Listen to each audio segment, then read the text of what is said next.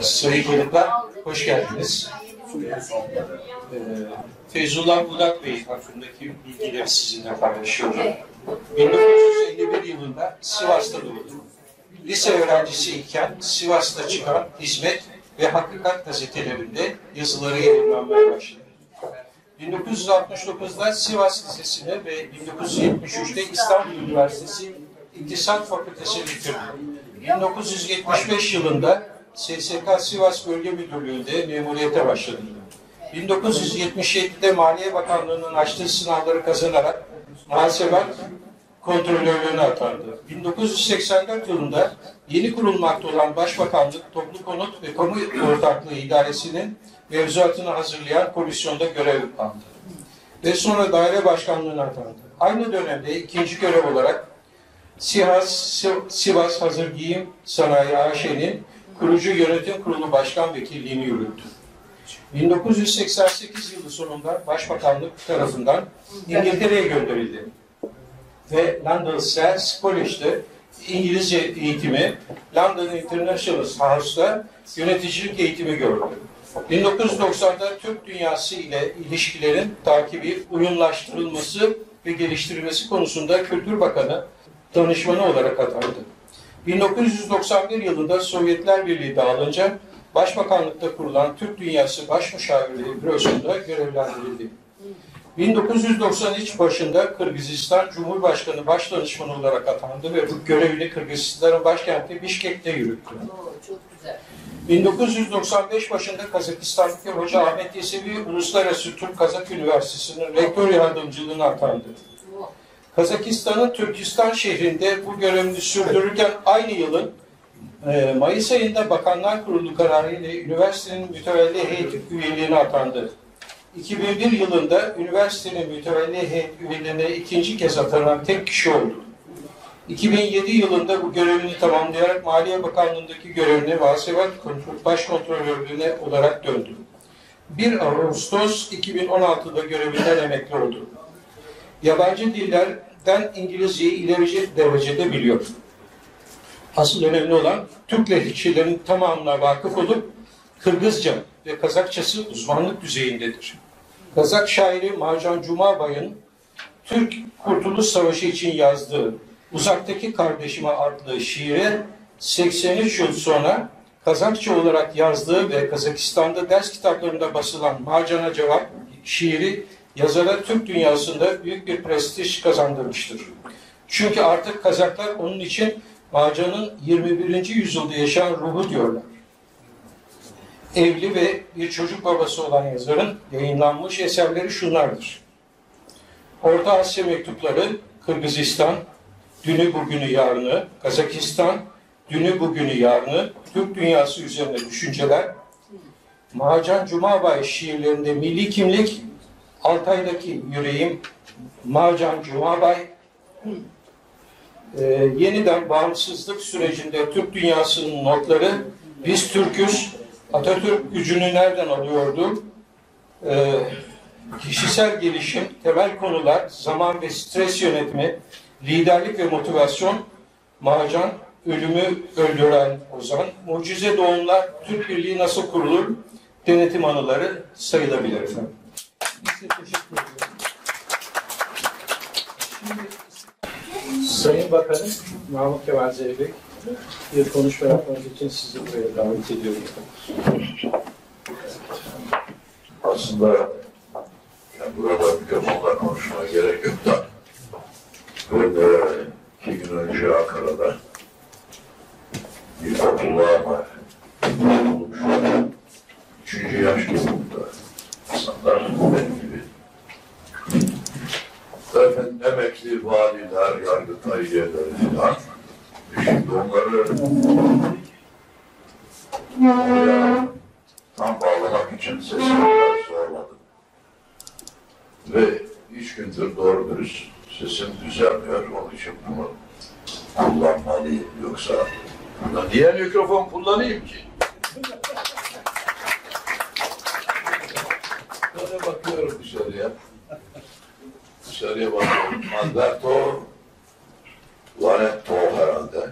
Yanında Edossa, onun yanında nasıl Okso mu okunuyor? Oks okunuyor, nasıl okunuyorsa filan işte ne diyor? Tattu, Pierdik filan falan filan. Burası Türkiye değil. Gospel kültürü. Türkiye'de miyiz biz? Evet. Değil mi? Türkiye'deyiz.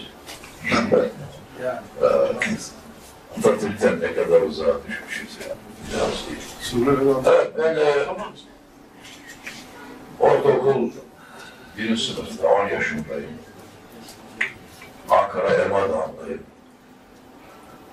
10 Kasım'da kim şiir okuyacak diye öğretmen sordu. Hemen parmağımı kaldırdım. Bana bir şiir verdiler, okudum. Şiir şöyle. Atatürk kim diye sorsalar bana. Yeri gösteririm, göğü gösteririm. Sarı saçlı, mavi gözlülü derim. Başka? Doğrusu o günde hoşlanmadım bu şiirler. Aynaya baktım, saçlarım sarı değil, gözlerimde yeşil, saçlarım da işte boz. Nenem benim Bozdoğan alması diye severmiş. Ne yapacağız şimdi? Yani çok keskindir örnek ama bu ülkede yıllarca Atatürk aşağı yukarı böyle anlatıldı. Yanlış anlatıldı. Doğru anlatılmadı.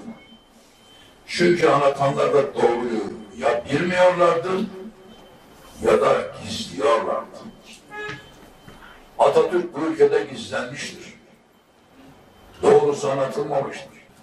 Doğru anlaşılsaydı bugünlere gelmezdik. Doğru anlatılsaydı bugünlere gelmezdik. Japonların büyük bir generali var, General Meiji. Generali şöyle anlatırlar kitaplarda, öyle öğrendim. General Meiji çocukluğunda hastacılığı ve korkaktı. Japon ruhu onu büyük bir kahraman yaptı. Ne oluyor bak bizim anlatımıza bak, onların anlatımına bak. Sarı saçlı mavi gözlü. Birilerde şarkılar neredesin sarı saçlı mavi gözlü. Ya Atatürk'ün özelliği sarı saçlı mavi gözlü olması mıdır? Bu mudur yani? Bu mudur Atatürk? Atatürk'ü anlattığınız zaman gençler bir şey söylemelisiniz. Bir çağrınız olmalı. Ey Türk genci, sen de Atatürk gibi yaparsan, sen de Atatürk gibi olabilirsin demeliyiz. Ne dedik? İşte bir süredir Atatürk gücünü nereden alıyordu? Aklı çok değerli konuşmaları ve çıkardığı bitiklerle, kitaplarla Feyzullah Budak Bey bunu yapıyor. Atatürk gücünü nereden alıyordu? Söz gelimi Atatürk'ün 3997 kitabı, ders kitabı gibi okuduğu bilinmez. Niye okuyor Atatürk?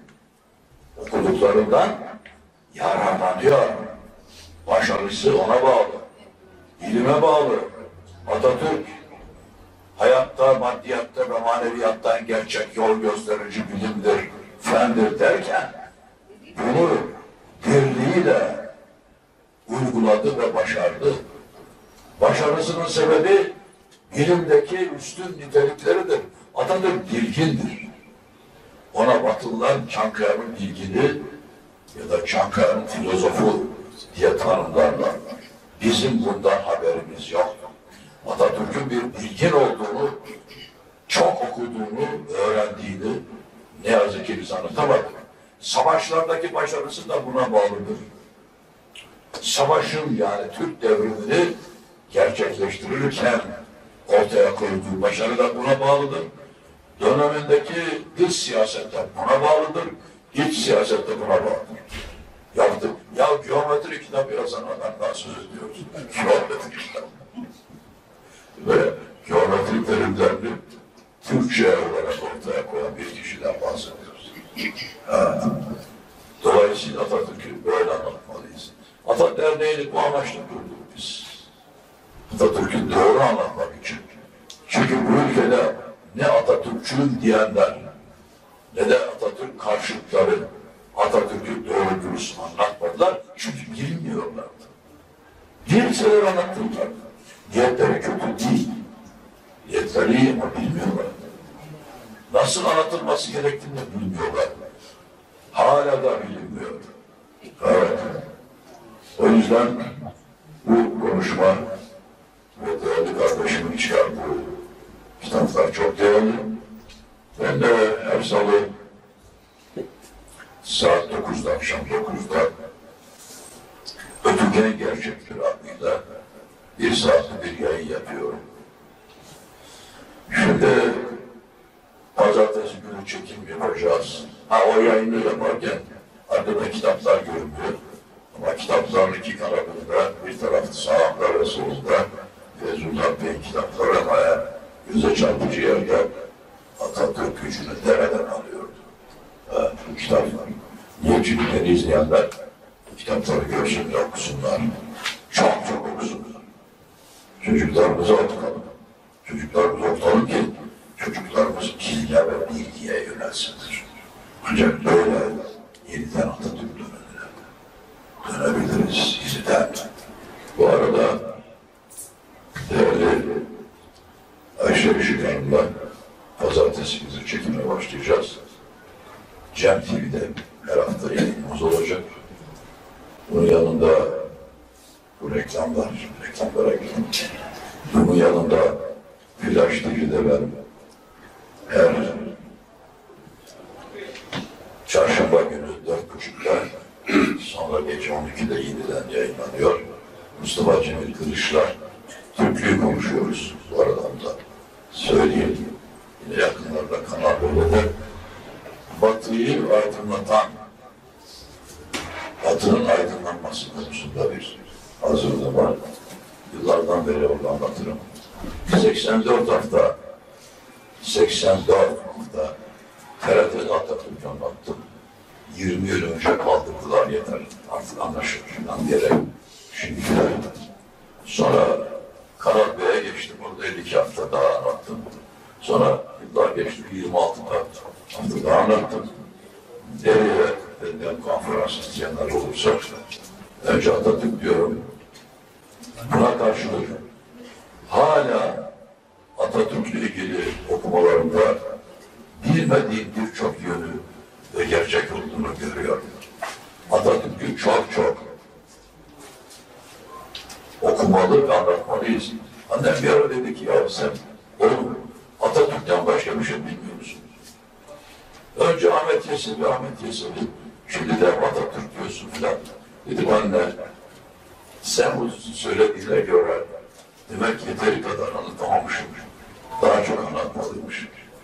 Çünkü daha çok anlatabilseydim kimse bana niye Atatürk'ü anlatıyorsun demezdi. Şimdi dinleyeceğiniz konferansta bu sözlerinin açılımını belgeleriyle göreceksiniz. Ben size saygılar sunuyorum ve esenlik diliyorum, mutluluk diliyorum. Başarılı uzun dirlik diliyorum. Sağ olun.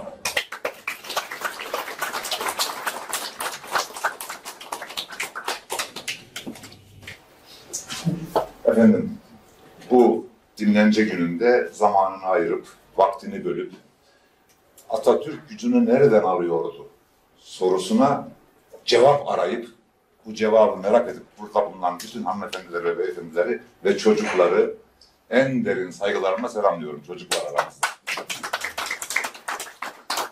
Bu toplantılarda çocuk olunca ben çok heyecanlanıyorum.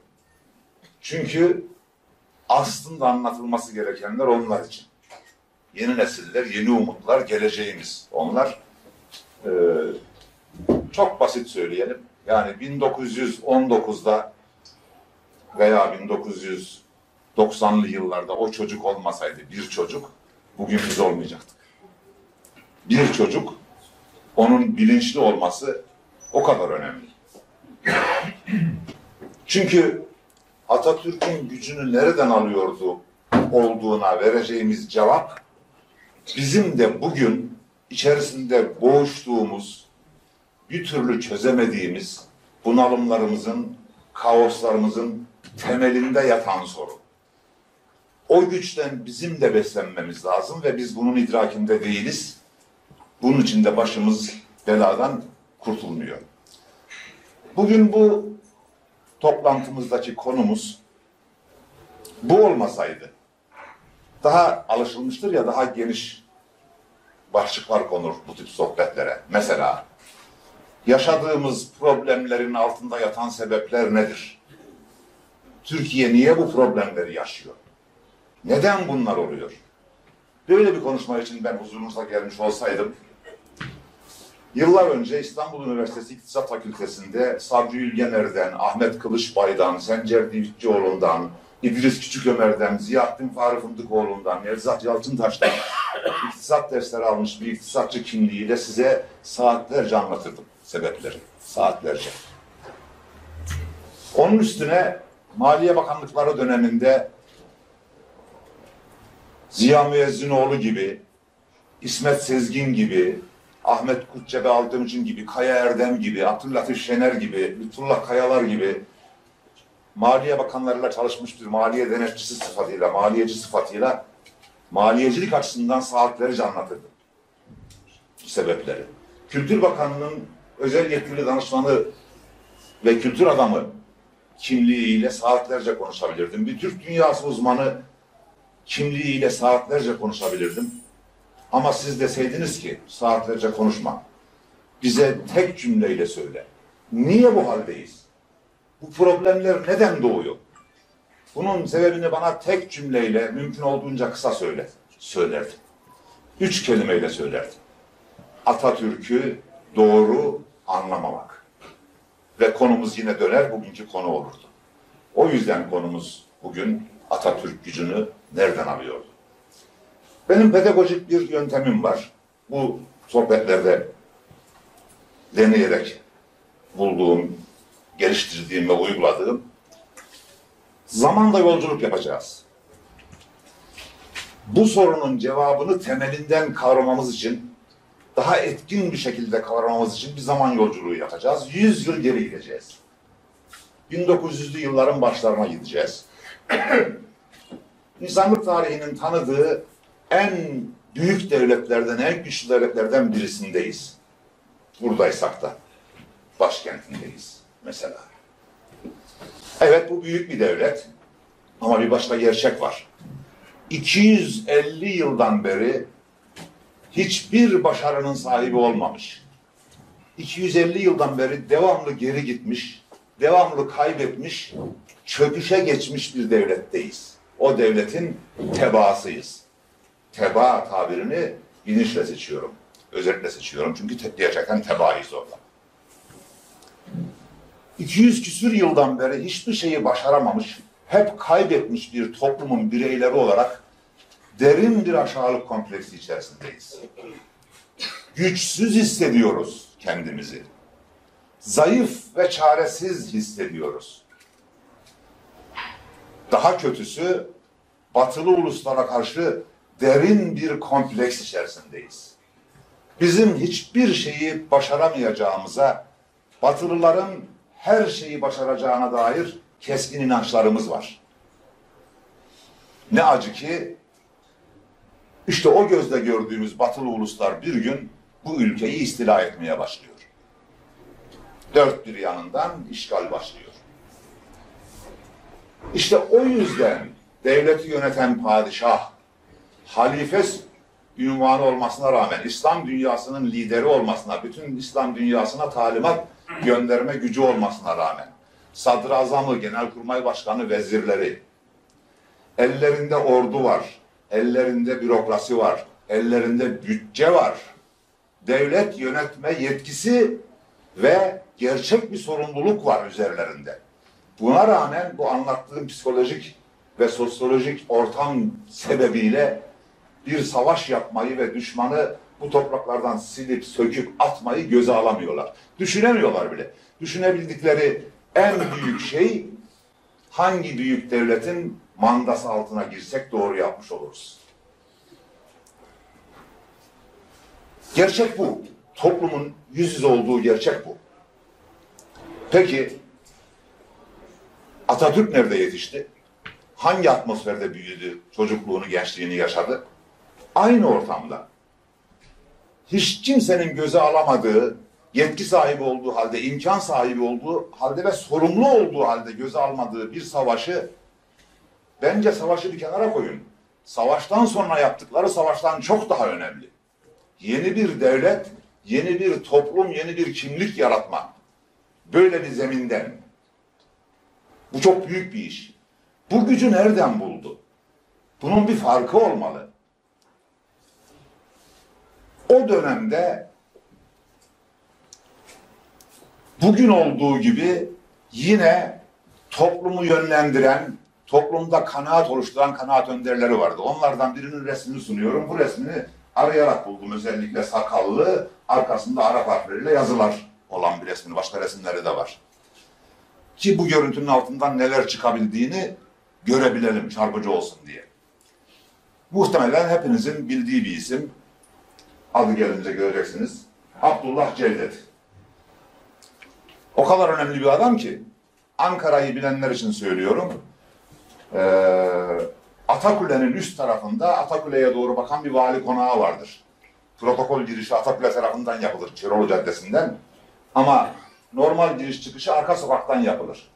O Köroğlu Uğur Mumcu Caddesi'ne paralel olan sokaktan. O sokağın adı, ben kendimi bildim bileli 50 yıla yakındır Ankara'dayım, Abdullah Cevdet Sokak'tı. Bu kişinin adıyla. Ankara Valiliğine ve Ankara Belediyesi'ne en az 10'ar dilekçe yazdım 8-10 yıl içerisinde. Her sene gönderdim. Yılmadım, usanmadım. Anlattım. Bu ismi değiştirin. Başka isim koyacak adam bulunamadı mı Türkiye'de diye. En sonunda Aziz Sancar Nobel ödülünü aldığında son mektubundan, son dilekçemden sonra Aziz Sancar'ın adı verildi. Bu kişinin adı oradan kaldırıldı. Niye böyle bir şey yaptım? Çünkü bu da İşte o gün entelektüel gözüyle görüldüğü halde toplumun önünde toplumu köleleştirme, bugünkü aynen globalizmin ekmeğine yağ süren, globalizmin sözcülüğünü yapan insanlara benzeyen bir insandı. Çok basit bir şey söyleyeyim. Çanakkale Savaşı'na karşıydı. Çanakkale Savaşı'nın yapılmaması gerektiğini, teslim olunması gerektiğini açık açık savunuyordu.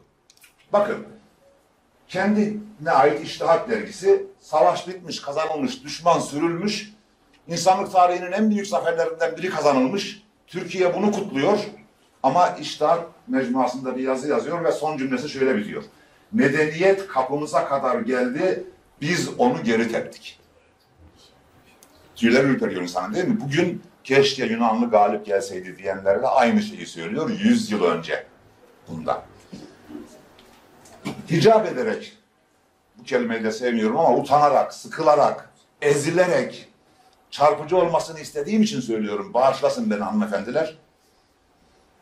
Özel sohbetlerinde geri kalmışlığımıza çözüm için söylediği bir öneri var.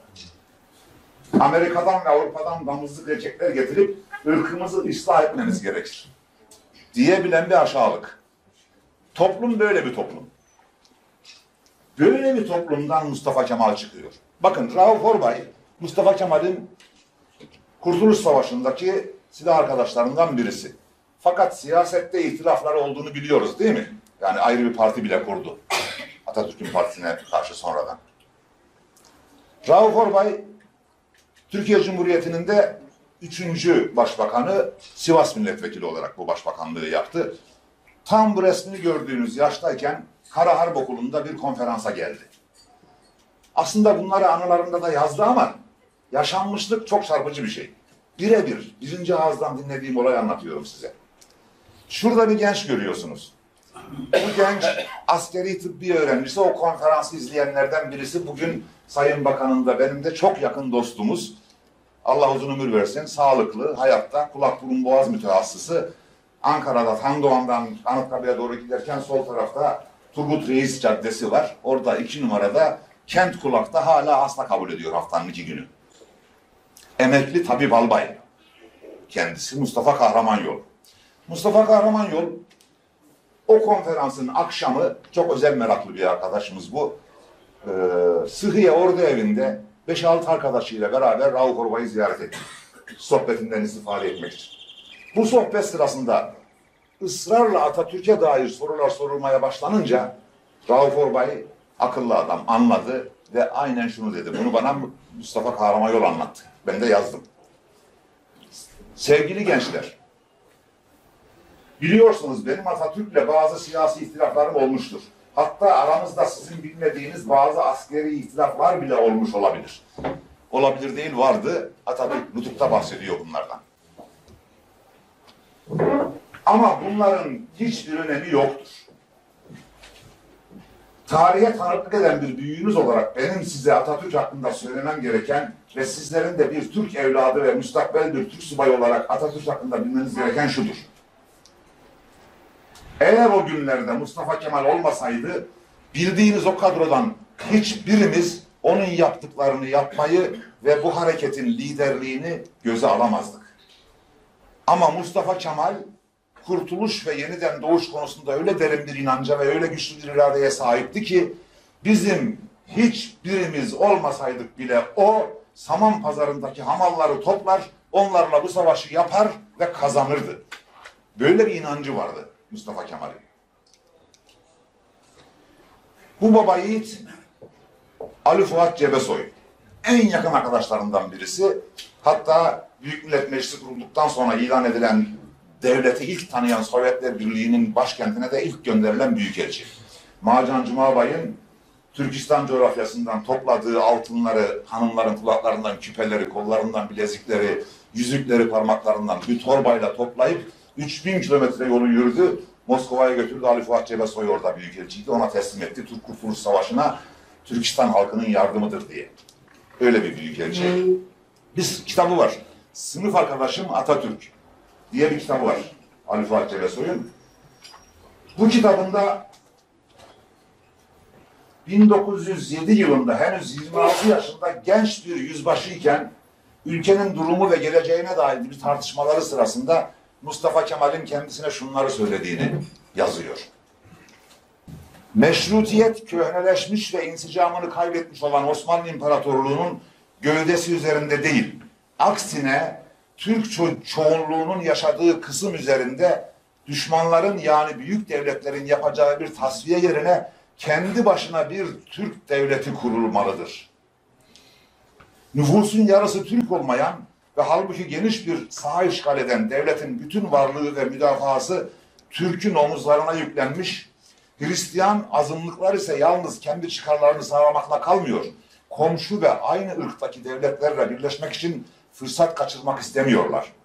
Geriye kalan Türkler ve Araplar ayrı ayrı devletlerin sömürgeleri haline getirilecek, Türk'ten başka unsurlar düşman devletlerin tarafını tutacaklar.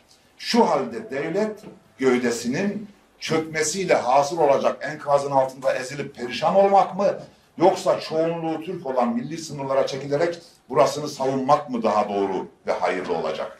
Ben selameti ikinci fikrin tatbikinde görüyorum. Dikkat ediniz. 26 yaşında bir genç insan gözünüzün önüne getirin. Yeni yüzbaşı olmuş daha. 1 yıllık yüzbaşı Osmanlı Devleti'nin çökmekte olduğunu ve bunun tek çözümünün Türk milletine, Türk unsuruna dayanan yeni bir devlet kurulması gerektiğini, bunu yapmamız gerektiğini söylüyor o yaşta Mustafa Kemal. Peki bu fark nereden doğuyor? Bu azim nereden kaynaklanıyor? Onu bu kadar farklı kılan ne? Uzmanları bunu biliyordu. Ama geniş halk kitlelerine bu çok yaygınlaşmış değildi. 2001 yılında muhteşem bir iş oldu. Hep iş insanla oluyor zaten. Temiz bir vatan evladı, yine asker kökenli Recep Cengiz beyefendi 1999 yılında Anıtkabir komutanlığına atandı. Albay, Eskişehirli.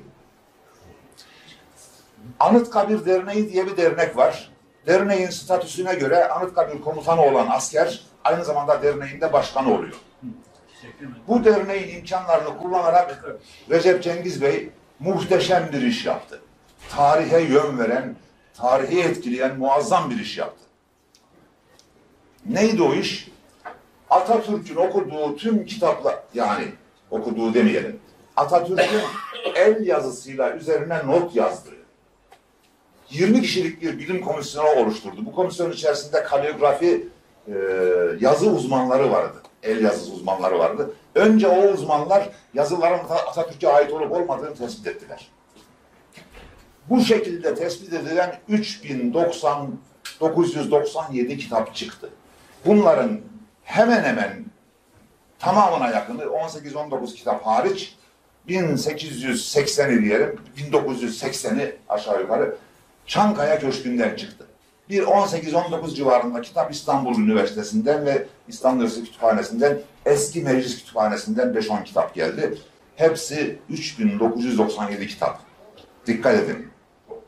Üzerinde el yazısıyla notları olan, itiraz etmiş, düzeltmiş, onaylamış, okuduğu kesin, çizmiş, el yazısından belli. Toplam 2 milyon sayfa. 2 milyon sayfa. Bunları inceleyerek ancak Atatürk'ü anlayabiliriz. Ama 2 milyon sayfayı kim inceleyebilir? Recep Bey muazzam bir iş yapmış. Bu kitaplarda sadece Atatürk'ün el yazması notlarının bulunduğu sayfaların fotoğrafını aldırmış. Somutlaştırayım. 600 sayfalık kitapta 7 tane sayfada yazı var. Atatürk'ün el yazısı. Sadece 7 sayfayı alıyor. Gerisini bırakıyor. Böyle böyle bunları kitaplaştırıyor. 24 cilt 12.000 sayfadan oluşan bir seri çıktı ortaya. 2001 yılında bu seri yayınlandı. Çok şık bir kutu içerisinde, çok ucuz bir fiyata. Benim en son aldığım geçen seneydi, 120 liraydı. 24 cilt, yani 5 liraya geliyor tanesi kitabı. Şöyle bir dönemde. Çok da şık bir kutuyla veriyorlar, alıp gidiyorsunuz. Taşınması da kolay. Biz büyük heyecan duyduk. O dönemlerde Ahmet Yesevi Üniversitesi'ni yönetiyoruz Sayın Bakan'la beraber. 2 takım hemen getirdik Anıtkabir'den ve okumaya başladık. Gündüzleri okuyoruz, boş zamanlarımızda, üniversite işlerinden artan zamanlarımızda. Akşam 7'den sonra, herkes gittikten sonra bir araya geliyoruz. Atatürk'ün yazdığı notları tartışıyoruz. Neyi tartışıyoruz? Atatürk çok kısa not alıyor. Bir işaret koyuyor sadece bazen. Tek kelime yazıyor bazen. Bir ünlem işaretiyle, bir soru işaretiyle, bir harfle bir şeyler, dünyalar söylüyor orada. Bunları çözmemiz lazım. Bazen çözmek problemli hale gelebiliyor. 1 yıla aşkın sürede bu 24 cildi bitirdik ve çok etkilendik. İkimiz iki baştan konferanslara başladık. Önce Sayın Bakan başladı. Ben onu izledim bir müddet. Bilinmeyen Atatürk, kitap okuyan Atatürk adlarıyla bu konferansları verdi. Sonra ben bu sayfaların fotoğraflarını alarak anlatmak istediğimizi ayrıntılı ve belgesi üzerinde göstererek bir konferans taslağı hazırladım ve slaytlarla bunu sunmaya başladım. Fakat gördüm ki bunları da normal hayatını yaşayan insanların özümsemesi, gözden geçirmesi o kadar kolay değil. Çünkü bu bahsettiğim komisyon bu kitapların tamamını fotoğraflarını alarak bir seri halinde kitaplaştırmak istemiş. Ama 24 cilt dolduktan sonra görmüşler ki henüz 3997 kitabın sadece 427'si buraya aktarılabildi. Hepsini aktarmaya kalksa 10 katına çıkacak. Bu 10'da 1'i çünkü. Yani 240-250 cilt kitap olacak. Bu başlı başına bir kütüphane demek. Orada bırakmışlar. Amaç hasıl olmuş. Bize de yol verilmiş oldu. Ben bu konferansların üzerine Türk toplumunun bunu bilmesi gerektiğini düşünerek oturdum. Oturdum derken 11 yıl oturdum. 3-4-5 yıl falan değil. 11 yıl bu 427 kitabı her sayfasını tek tek niteledim. Alınması gereken örnekleri aldım. Yapılması gereken açıklamaları yaparak tek bir ciltte bir kitapta Atatürk gücünü nereden arıyordu? Bu işte tartışmalarımızı yaptığımız zaman, burası gerçi Kazakistan, şimdi Cumhurbaşkanı olan Kasım-Jomart Tokayev'in Meclis Senato Başkanı olduğu zamanki odası. Orada bir sohbetimiz. O resmi bulabilmişim. Bugün gördüğünüz kitabı böyle çıkardım. Bunu Türk toplumunda bütün evlere sokmak lazım, gençlerin bilmesi lazım düşüncesiyle. Şimdi size Atatürk'ün okuma üslubuyla, yani neyi anladık? Çok okuyordu. Şu ana kadar anladığımız bütün bu laflarından o. Ama nasıl okuyordu? Bir oradan başlayalım. Okuma üslubuna dair. Yani Atatürk kesinlikle pijamalarını veya şortmanlarını giyip akşamın geç saatinde yatağa uzanıp şöyle biraz okuyayım belki uykum gelir diyen adam değil. Kesinlikle. Okuma işini ibadet gibi yapıyor. Takım elbise giyiyor. Kravatını takıyor, bazen papyonunu takıyor. Cebinde mendili. Muhteşem düzenli bir masaya oturuyor. İstisnası yok. Yüzlerce resim gördüm bu konuda. İstisnasız. Pırıl pırıl tertemiz düzenli bir masaya oturuyor. Her şey birbirine dik ve paralel. Bakın. Şuradaki kitapların duruşlarına bakın. Şunların duruşlarına bakın. Yan taraflara dikkat edin. Muazzam bir tertip ve düzen.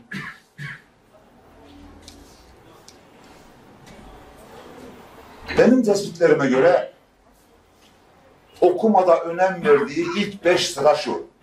Bir kere genel okumalarının kabaca yarısı Türkiye dair bilgiler. Türklük bilgisi, yani Türk'ün tarihi, coğrafyası, sosyolojisi, dili, kültürü ve inanç dünyası. Kabaca kesinlikle %50'den aşağı değil. Okuduklarının en az %50'si bu alanda. İkincisi diğer uluslara ait bilgiler. Diğer milletleri tanımak için okuyor ama onun içerisinde onun da en az yarısı Avrupa uluslarına ait bilgiler. Önce Avrupalılara yöneliyor. Üçüncü sırada felsefi konular. Ben bunu fiziki manada tarayarak yaptım. Yani o 427 kitabın içerisinden baktım, orantılar kurarak söylüyorum bu sıralamayı. Dördüncü, lafın bittiği yer. Ben insanlık tarihinde sözlük okuyan bir insan görmedim, duymadım. Okumadım hiçbir yerde. Mustafa Kemal sözlük okuyor. Ne demek istediğimi açayım. Sözlüğü önüne alıyor. Bir kelimeyi atlamadan kitabın tamamını hiçbir kelimeyi atlamadan bütün kelimeleri okuyor. Bakıyorsunuz soran gözlerle, nereden anlıyorsun bunu böyle okuduğunu diye bunca yıldan sonra. Şuradan anlıyoruz.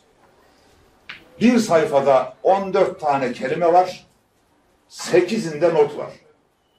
Sayfayı çeviriyorsunuz, 17 tane kelime var, 9'unda not var.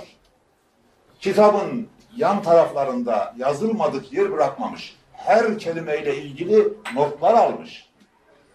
Ama kaynak göstererek, yani mesela Kırgız lügatinde Kazakların buna ne dediğine, Uygurların buna ne dediğine dair notlar yazıyor.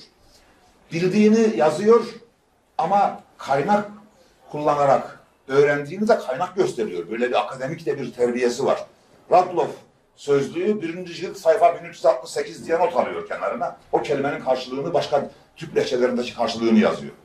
Dolayısıyla hiç tereddüt yok okuduğuna dair. Yani şu çalışırsa göstereyim. Ben burada bir köprü atmışım. Bilgisayarımız çok yavaş olduğu için geldi. Mesela şu sözlük sayfalarından birisi. Bu bir başkası. Kuluçka, çömlek, çakal filan gibi harfler. Şimdi sözlük derken de okuduğu kitaplar içerisinde sadece 5-6 tane tek ciltlik sözlük var. Kitapta listesini verdim. Altay Alatay Türk Lehçeleri Lügatı diye bir tek satırda geçiyor değil mi? 12 cilt. 12 cilt. Cildin her biri bu bilgisayardan biraz daha büyük. Eski kitap şekli. Yanlarında 10'ar santimlik boşluklar var. Hiç boş yer kalmamış not almaktan. Ve bu sözlüğün arasından, 1. cildinin ilk kapağının arasından 45 sayfalık el yazması not çıktı. Eski harflerle yazılmış, yer kalmadığı için kitapta 45 sayfa not yazmış oraya ve yazdığı notlara da kitapla irtibatlandırmış, numaralar falan vermiş. Ve 5. sırada İslami konular. ilgili kitaplar okuyor. Kendine has işaretler kullanıyor. Bu işaretlerden önce yine çok az insanlara rastlanan bir şey, siyah kalemin dışında iki renkli kalem kullanıyor. Onayladığı, katıldığı, olumlu gördüğü pozitif notlarını kırmızı kalemle alıyor. Reddettiği, karşı çıktığı, itiraz ettiği notlarını mor kalemle yazıyor. İnceliğe bakar mısınız? Kendi kendini takip etmek için. Bazı yerlere müh yazıyor. Bu mühim demek. Tamamını iki harf tasarruf ediyor. Bazı yerlere ç nokta müh yazıyor. Bu çok mühim, çok önemli demek. Bazen bunu da fazla görüyor. Mühim yerine çift çarpı, önemli yerine çift çarpı, çok önemli yerine 3 çarpı işareti koyuyor. Bunların örneklerini göstereceğim. Bu benim çok etkilendiğim bir şey. Atatürk bir kitabı okurken, yani incelemelerinden çıkarttım ben bunu, gözüküyor çünkü. Bir yere geldiğinde bir bakıyor ki bir not var orada. Kendi el yazısı. Bu kitabı daha önce okumuş. Ve not yazmış oraya. Hemen geri sarıyor filmi. O kitabı nerede, ne zaman okuduğunu hatırlıyor. Ve eline bir kırmızı kalem alıyor. Kitapta ne kadar not varsa bütün notların altına birinci okunuşta alınan not. 1904 Sofya mesela not yazıyor. Kitapta 17 tane not varsa 17'sinin de altına bunu yazıyor, erinmiyor sonuna kadar. Sonra başa dönüyor, kitap okumaya başlıyor. İkinci okuyuşta bir not alması gerektiğinde o notu alıyor, hemen kırmızı kalemle altına ikinci okunuşta alınan not. Maçka 1907 yazıyor. Burada bir örnek getirdim. Bu Fransızca bir kitap. Bir de onu söyleyelim yeri gelmişken. Hangi dilden okuyorsa kitabı o dilden yazıyor notlarını. Hangi alfabeden okuyorsa o alfabeyle yazıyor notlarını. Bu Fransızca bir kitap. Fransızca yazıyor. 3. ve 4. lecture. 1926-1927 Maçka Taksim. Bazı yerlerde bir D harfi koyuyor. Bir paragrafın yanına. Ben örnekleri emek vererek seçtim. Bunu da Atatürk'ün inanç dünyasına şüphe düşürmek isteyenlere ve onu suçlayanlara bir ne diyelim kapak olsun diye gençlerin tabiriyle bunu seçtim. Burada bir laf var. Bu lafı çok önemsiyor Atatürk. Altını boydan boya çok yapmadığı bir şey. Hepsini çiziyor. Sol tarafına 3 tane çizgi atıyor. Yanına da D. Dikkat, doğru. Bakın ne diyor burada. Bediidir ki, tabiidir ki, doğaldır ki, güneşin, uluhiyetin alameti, amblemi olarak seçilmesine sebep, iptidai ilk insanın gözüne ve kuvve-i idrakiyesine en kuvvetli ve azametli görünen şey olduğu içindir. Güneş, kadiri mutlakı tamamıyla temsil ediyor. Atatürk bu işte. Şimdi bir insan mikrofonda birilerine bir şeyler söylüyorken bazı mesajlar verme kaygısıyla konuşuyor olabilir. Yani onun söylediklerinin samimi inançlar olduğundan %100 emin olmayabilirsiniz. Ama bir insan vicdanıyla baş başa bir odaya kapanmış bir kitap okuyor, onun yanına not yazıyorsa asla böyle bir endişesi olamaz. Samimi gerçek inançlarını yazıyordu. İşte Atatürk bu. Kadiri mutlaktan bahsediyor. Sen neden bahsediyorsun? Biz bunu görüyoruz. Bazen bir soru işareti. Bir antoloji okuyor. Halk şiir, halk edebiyatı antolojisi. Burada Emrah diye bir şairin adı geçmiş. Hemen buraya soru işaretini basmış yanına. Kızıyor yazara. Bu hangi Emrah? Erzurumlu Emrah mı? Ercişli Emrah mı? Mustafa Kemal'in okuyacağı bir kitapta eksiklik bırakamazsınız. Bıraktığınız zaman yanarsınız. Yani kitabı yazan düşünemiyor. Bunu görmüyor eksiklik olarak ama Mustafa Kemal görüyor. Böyle de bir kültür adamı. Bazen de itirazları var. O itirazlarını Japonlar Kuyuşelerin kollarından biridir. Hemen çiziyor altına. Niçin Uygurluların değil? Çünkü ben bu kitabın aslına baktım. Yazar gerçekten hiçbir kanıt göstermiyor. Atıyor. Yuvarlıyor lafı. Mustafa Kemal de yemiyor. Niye öyle hüküm veriyorsun? Uygurların da olabilir. İtirazını hemen koyuyor ortaya. Bir yerde meşhur Uygurlular diye bir laf var. Hemen altını çizmiş, bir ok çekmiş. Çok malum ünlem işareti. Bu yazara kızdığını gösteriyor. Ünlem işareti koymuşsa kızmıştır. Çok malum. Bizim için çok malum Uygurlular. Sana meçhul gelebilir. İnsanlığın gelişimi kabilelerden imparatorluklara, ilkel toplumlarda şu ışığı kapatma imkanımız var mı ya? Tek sadece ön tarafı. Kabilelerden topluluklara, ilkel toplumlarda ve eski doğuda sosyal örgütlenme. Yabancı bir kitap. Fransız olduğu anlaşılıyor. Alexander Moret, George Davy. Burada bir yerin mutlaka bu ilk Mısırlılarla aynı devirde, bakın Mısır'dan bahsediyor kitap, mutlaka bu ilk Mısırlılarla aynı devirde Asya'da ve Avrupa'da yaşayanlar vardı. Fakat bunların aynı veya daha üstün bir medeniyet seviyesine eriştikleri şüphelidir diye bir söz var. Orijinalini göstereyim. Orijinali bu. Onun yanına çizmiş, senin için öyle ama buradan çok iyi okunmuyor. Senin için öyle ama bizim için soru işareti. Yani 71'den önce Anadolu'da Türk izlerinin olduğunu Atatürk biliyor ve bu lafı kabul etmiyor. Daha üstün bir medeniyet seviyesine eriştikleri şüphelidir. O sana göre, bize göre öyle değil diyor. Yine aynı kitabın başka bir sayfasında Suriye ve Mezopotamya'da milattan önce 4000 yılından önce tarihi belli olmayan birkaç Filistinli Neolitik yerleşim merkezi dışında bir insan izine rastlanmamıştır. Bunun da yanlış yazmış, nazariyat demiş. Nazariyat. Gerçek değil. Sen üflüyorsun, nazariyat. Atatürk'ün kendi yazısı. Bu çok ilginç bir kitap. Enolitik çağ Mısır'ında ilk olarak 3 tipe rastlandığı anlatılırken 3. maddede sayılan kuzeyli tip brakisefal düz ve kısa burunlu diye bir şey var. Resmini de koymuş. Burayı çizmiş. Bu Türktür. Evet. Milattan önce 4000 yılından eskiye götürüyor Anadolu'daki Türk varlığını. Bu Türktür. Hükmünü koyuyor.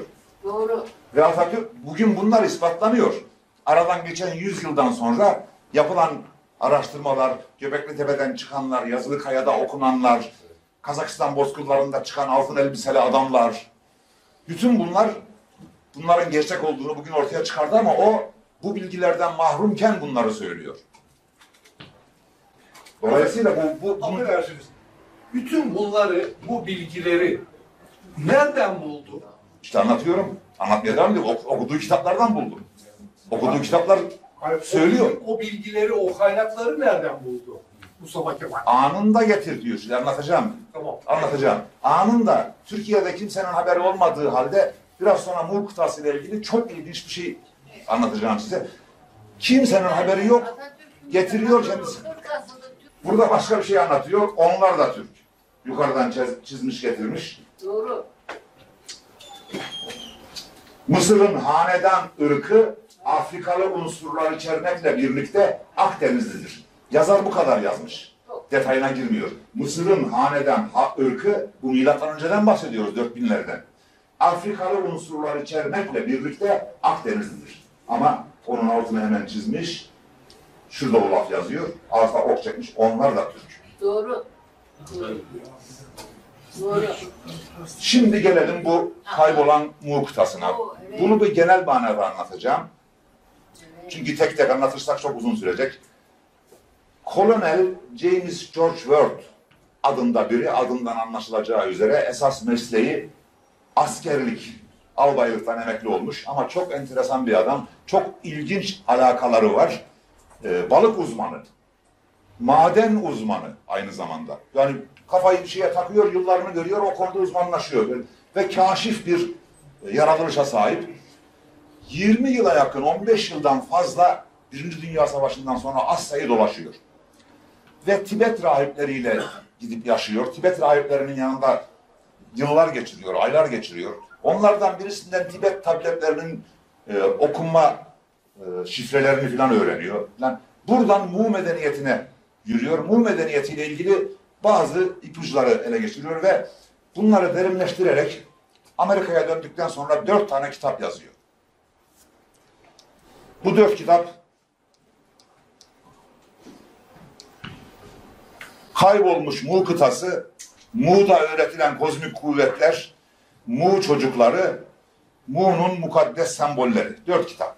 Özetini söylüyorum. James George Wells şunu söylüyor.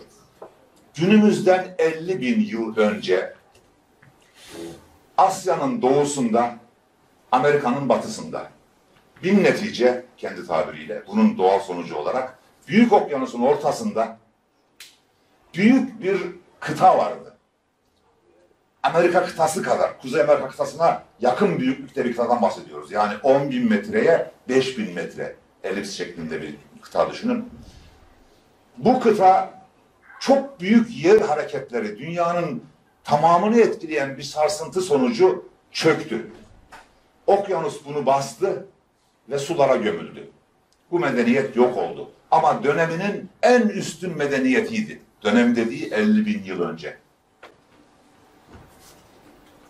12.000 yıl önce günümüzden, 12.000 yıl önce ilginç bir şekilde bu medeniyetin bazı izleri Uygurlarda görüldü. Tırnak açıyor hemen. Bu Uygurlar Asya'nın doğusunda bugün yaşayan Uygurlarla karıştırılmamalı. Bunlar Aryan ırktan gelen bizim atalarımızdı diyor yazar. Ya çok taraflı bir kafaya sahip. Bulguları ona Uygurları söylüyor ama tarihin bildiği Uygurları kendine mal etmeye çalışıyor. Ama bizim açımızdan daha verimli, kendisi açısından, iddialar açısından daha kötü bir şey yapıyor sonra. Onlardan da sonra Mu medeniyetinin bazı izleri Güney Amerika'da ve Orta Amerika'da Mayalarda ve Azteklerde görüldü diyor kitabında. Şimdi Atatürk'ün bu işle ilgili bir teorisi var. Mu medeniyetini ve Atlantis kıtasını biliyor Atatürk.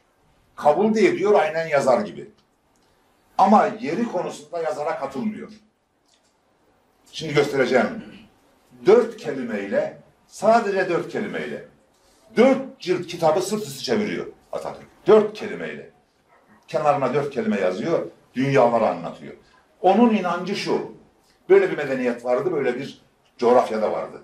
Fakat bu Amerika'nın batısında, Asya'nın doğusunda olmakla okyanusun ortasında olmak zorunda değil. Gerçekten Asya'nın doğusunda idi, bu doğru. Asya'nın doğusundaydı. Asya'nın doğu kıyıları bu medeniyeti barındırıyordu ve orası çöktü. Gobi Çölü dünyanın deniz seviyesinden düşük en büyük coğrafyası. Bu çöküşten oluştu. İkincisi, adamın kendi anlattığı bilgilerle kendi teorisini vuruyor. Çünkü okyanusun ortasında sulara gömülen bir medeniyetten asla hiçbir iz kalamaz hiçbir yerde. Bir izlerin kalıyor olabilmesi için o coğrafyanın bir yerden kara bağlantısı olması lazım ki ucundan kıyısından birileri kurtulmuş ve bu medeniyeti devam ettirmiş olsun. Bu da Atatürk'ün tezini doğruluyor. Uygurlar ve Mayalar, Aztekler de oradan geliyor. Bakın şimdi göstereceğim size. Bu adamın kendi kitabı. Tetkiklerine devam ederek kaybolmuş olan bu kıtanın Hawaii'nin şimalinde bir noktadan Fiji ve Easter adasının cenubuna kadar uzandığını ve insanların orijinal vatanı olduğunu keşfettim. Öğrendim ki bu güzel memlekette bütün dünyayı sömürgeleştiren, kolonize eden bir millet yaşamış ve bu toprak bundan 12.000 sene önce dehşetli zelzelelerle çökmüş ve ateşle su arasında batıp gitmiştir. Dünya yaratılışının orijinal hikayesini de öğrendim. Bu Mu kıtasının üzerinde ilk insan vücut bulmuştur. Burayı çizmiş, yazmış. Ne yazmış? Nasıl anladın? Çok sade. Bir sürü laf ettin de bunu nasıl anladın? Bana bir sistemini söyle. Nereden çıkardın bu bilgiyi? Bu yazdığı kelimelerden birisi bu. Şimdi insanın arz üzerinde zuhur ettiği yeri itiraz... Şimdi bir de yazarın böyle bir şeyi var. Teori zayıf ya. Zayıf teoriyi kelimelerle güçlendirmek istiyor. Dayanaksız kelimelerle. Burada itiraz ve inkar kabul etmeyecek surette Mu diyarında bulmuştuk. İnsanın arz üzerinde meydana ortaya çıktığı yeri itiraz ve inkar kabul etmeyecek surette Mu diyarında bulmuştuk. Bakın burada bir şey yazıyor.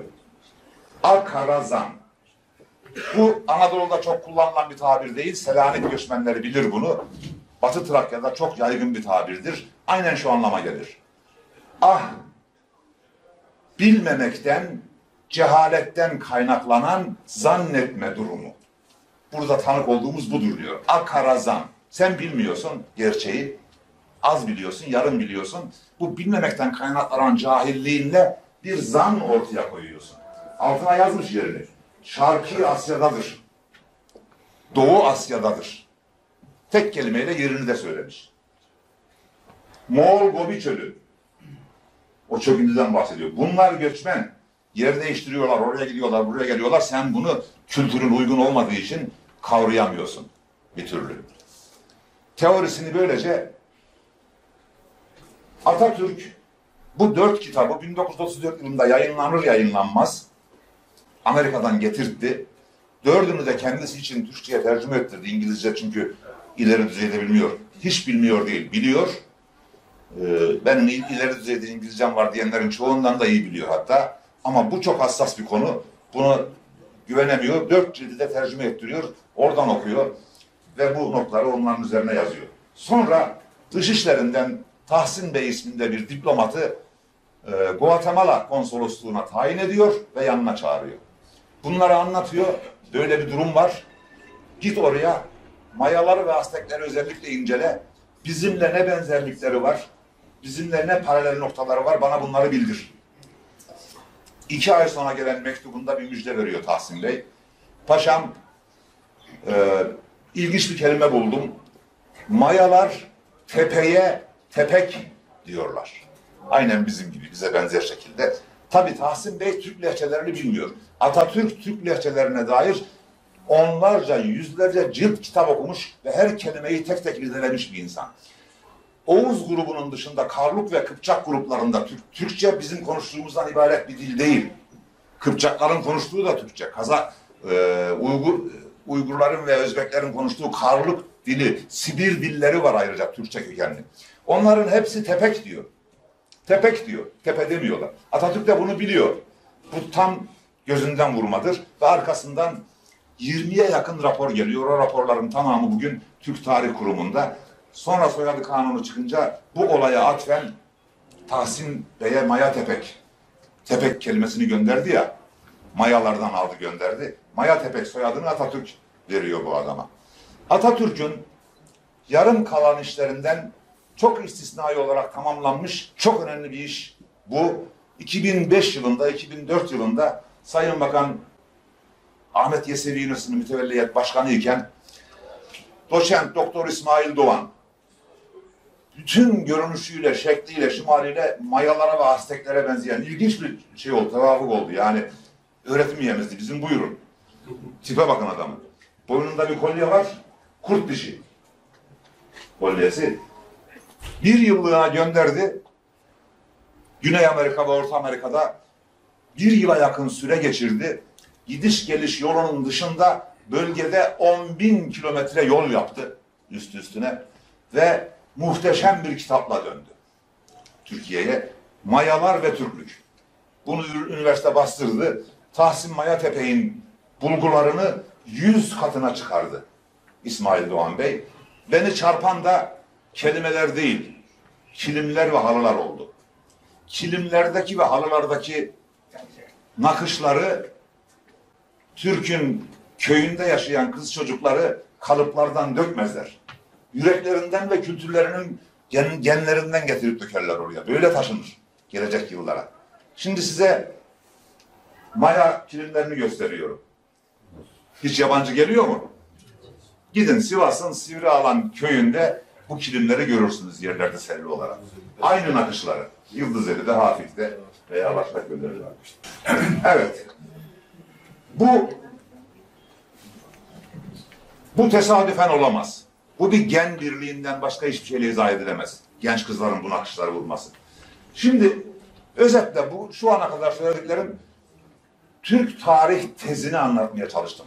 Türk'ün tarihinin pek çoklarının zannettiği gibi 2000-3000 yıllık bir tarih olmadığını, on binlerce yıl ötesine gittiğini, insanlığın ilk medeniyetlerini yaratanlardan birisinin Türkler olduğunu ve bütün etkin medeniyetleri de etkilediğini biliyor, inanıyor ve buna göre yürüyor yoluna. Bakın, burada konumuz Atatürk'ün bu inancının doğru olup olmadığı değil. Ben doğru olduğuna inananlardanım. Tabii. Ama konu o değil. Konu Atatürk buna inanarak bundan güç alıyor. Bu güçle o farkı ortaya koydu. Başka nasıl koyabilirdi ki? O inanç onu öne çıkarttı ve liderlik konumuna getirdi ve bir savaşı ve bir toplumu dönüştüren devrimleri yapmasına imkan verdi. İlginç bir iki örnek vermek istiyorum. Falih Rıfkı Atay'ın, lütfen empati de yapalım bu arada, kendinizi de koyun yerine. Falih Rıfkı Atay Türk romancılığının en büyük kalemlerinden birisi. Kim Falih Rıfkı Atay'ın bir romanını okurken bir cümleye gelip de onun teşbih yoluyla benzetme yaparak anlatmaya çalıştığı bir şeyi yetersiz görüp oradaki bir kelimenin değişmesi gerektiğini düşünerek onun üstünü çizer, başka bir kelime yazar ve muhteşem bir şey çıkartır ortaya. Bakın burada ve korkunç bir davul sesi. Sanki devler minareleri tutmuş, kabirlere vurur gibi. Romandaki ifade bu. Falih Rıfkı Atay muazzam bir davul sesinin tasvirini yapıyor. Okuyucuya düşündürtmek istiyor. Hayal ettirmek istiyor. Hayal edin diyor. Bakın sanki devler minareleri tutmuş, kabirlere vurur gibi. Öyle yapınca öyle muazzam bir ses çıkıyor. Peki minare dediğiniz 20 metrelik bir 15-20 metreden aşağı minare olmaz değil mi? 20-25 metre uzunları, 30 metreye çıkanları vardır. 30 metrelik minareyi bir davul çomağı gibi eline alacak adamın kaç metre boyunda olması lazım orantıladığınız zaman? 120-130 metre boyunda olması lazım. Şimdi düşünün, 130 metre boyunda bir dev, 30 metre boyunda bir minareyi eline almış davul çokmağı gibi caminin bahçesindeki mezara vuruyor. Ses çıkıyor, korkunç bir davul sesi. Bu iyi bir teşbih değil. Atatürk alıyor burada bir kelimeyi çiziyor, başka bir kelime yazıyor ve muhteşem bir şey çıkıyor ortaya. Okuyalım. Ve korkunç bir davul sesi sanki devler minareleri tutmuş, kabirlere değil, kubbelere vurur gibi. Şimdi kubbeyi düşünün, caminin kubbesi 60-50 metre çapında bir davul çeperi gibi, şişkin bir çeper gibi, 130 metrelik bir dev, 30 metrelik bir çomağı eline almış, 50 metre çapındaki bir kubbeye vuruyor. İşte senin anlatmaya çalıştığın davul sesi ancak o zaman çıkar. Atatürk böyle bir Atatürk. Yine çok etkilendiğimiz şeylerden birisi, İbn Sina diye tanınmamış bir halk şairi. Erenlerin sohbeti ele giresi değil, ikrar ile gelenler mahrum kalası değil. İkrar gerek bir ere, göz açıp didar göre, sarraf gerek gevhere, nalan bilesi değil. Son kıtası, bir pınarın başına bir destiği koysalar, 40 yıl anda durursa, son satır yok. Sayfayı çeviriyorsunuz, yok. Yeni bir şiir başlıyor arka sayfada, başka bir şairin adı yazılı. Bu yok. Kim eline kalem alır da mısrayı yazar oraya, tamamlar. Mustafa Kemal kaleme alıyor, oraya bir çizgi çekiyor, yanına suyla dolası değil. Suyla dolası değil. Bir pınarın başına bir destiği koysalar, 40 yıl anda durursa suyla dolası değil. Vezin tamam, kafiye tamam. Anlam, biraz sonra söyleyeceğim, orijinalinden daha güçlü bir anlam. Ama Atatürk bu şiiri bilmiyor. Bilse, olması gereken şiirdeki mısrayı yazardı. Ben peşine düştüm bunun. Google'da her şey bulunuyor zannedenler için söylüyorum. Google'da her şey bulunmuyor. Ben bulamadım. Yıllarca aradım. Başka arama motorlarına da girdim. Milli Kütüphane'de yok divanı. Yani Milli Kütüphane'de bütün basılan kitapların bir örneğe gidiyor ama bu demek ki basılmış bir kitap değil. Yıllar sonra bir gün Afyon'da bir aile ziyaretine gittim.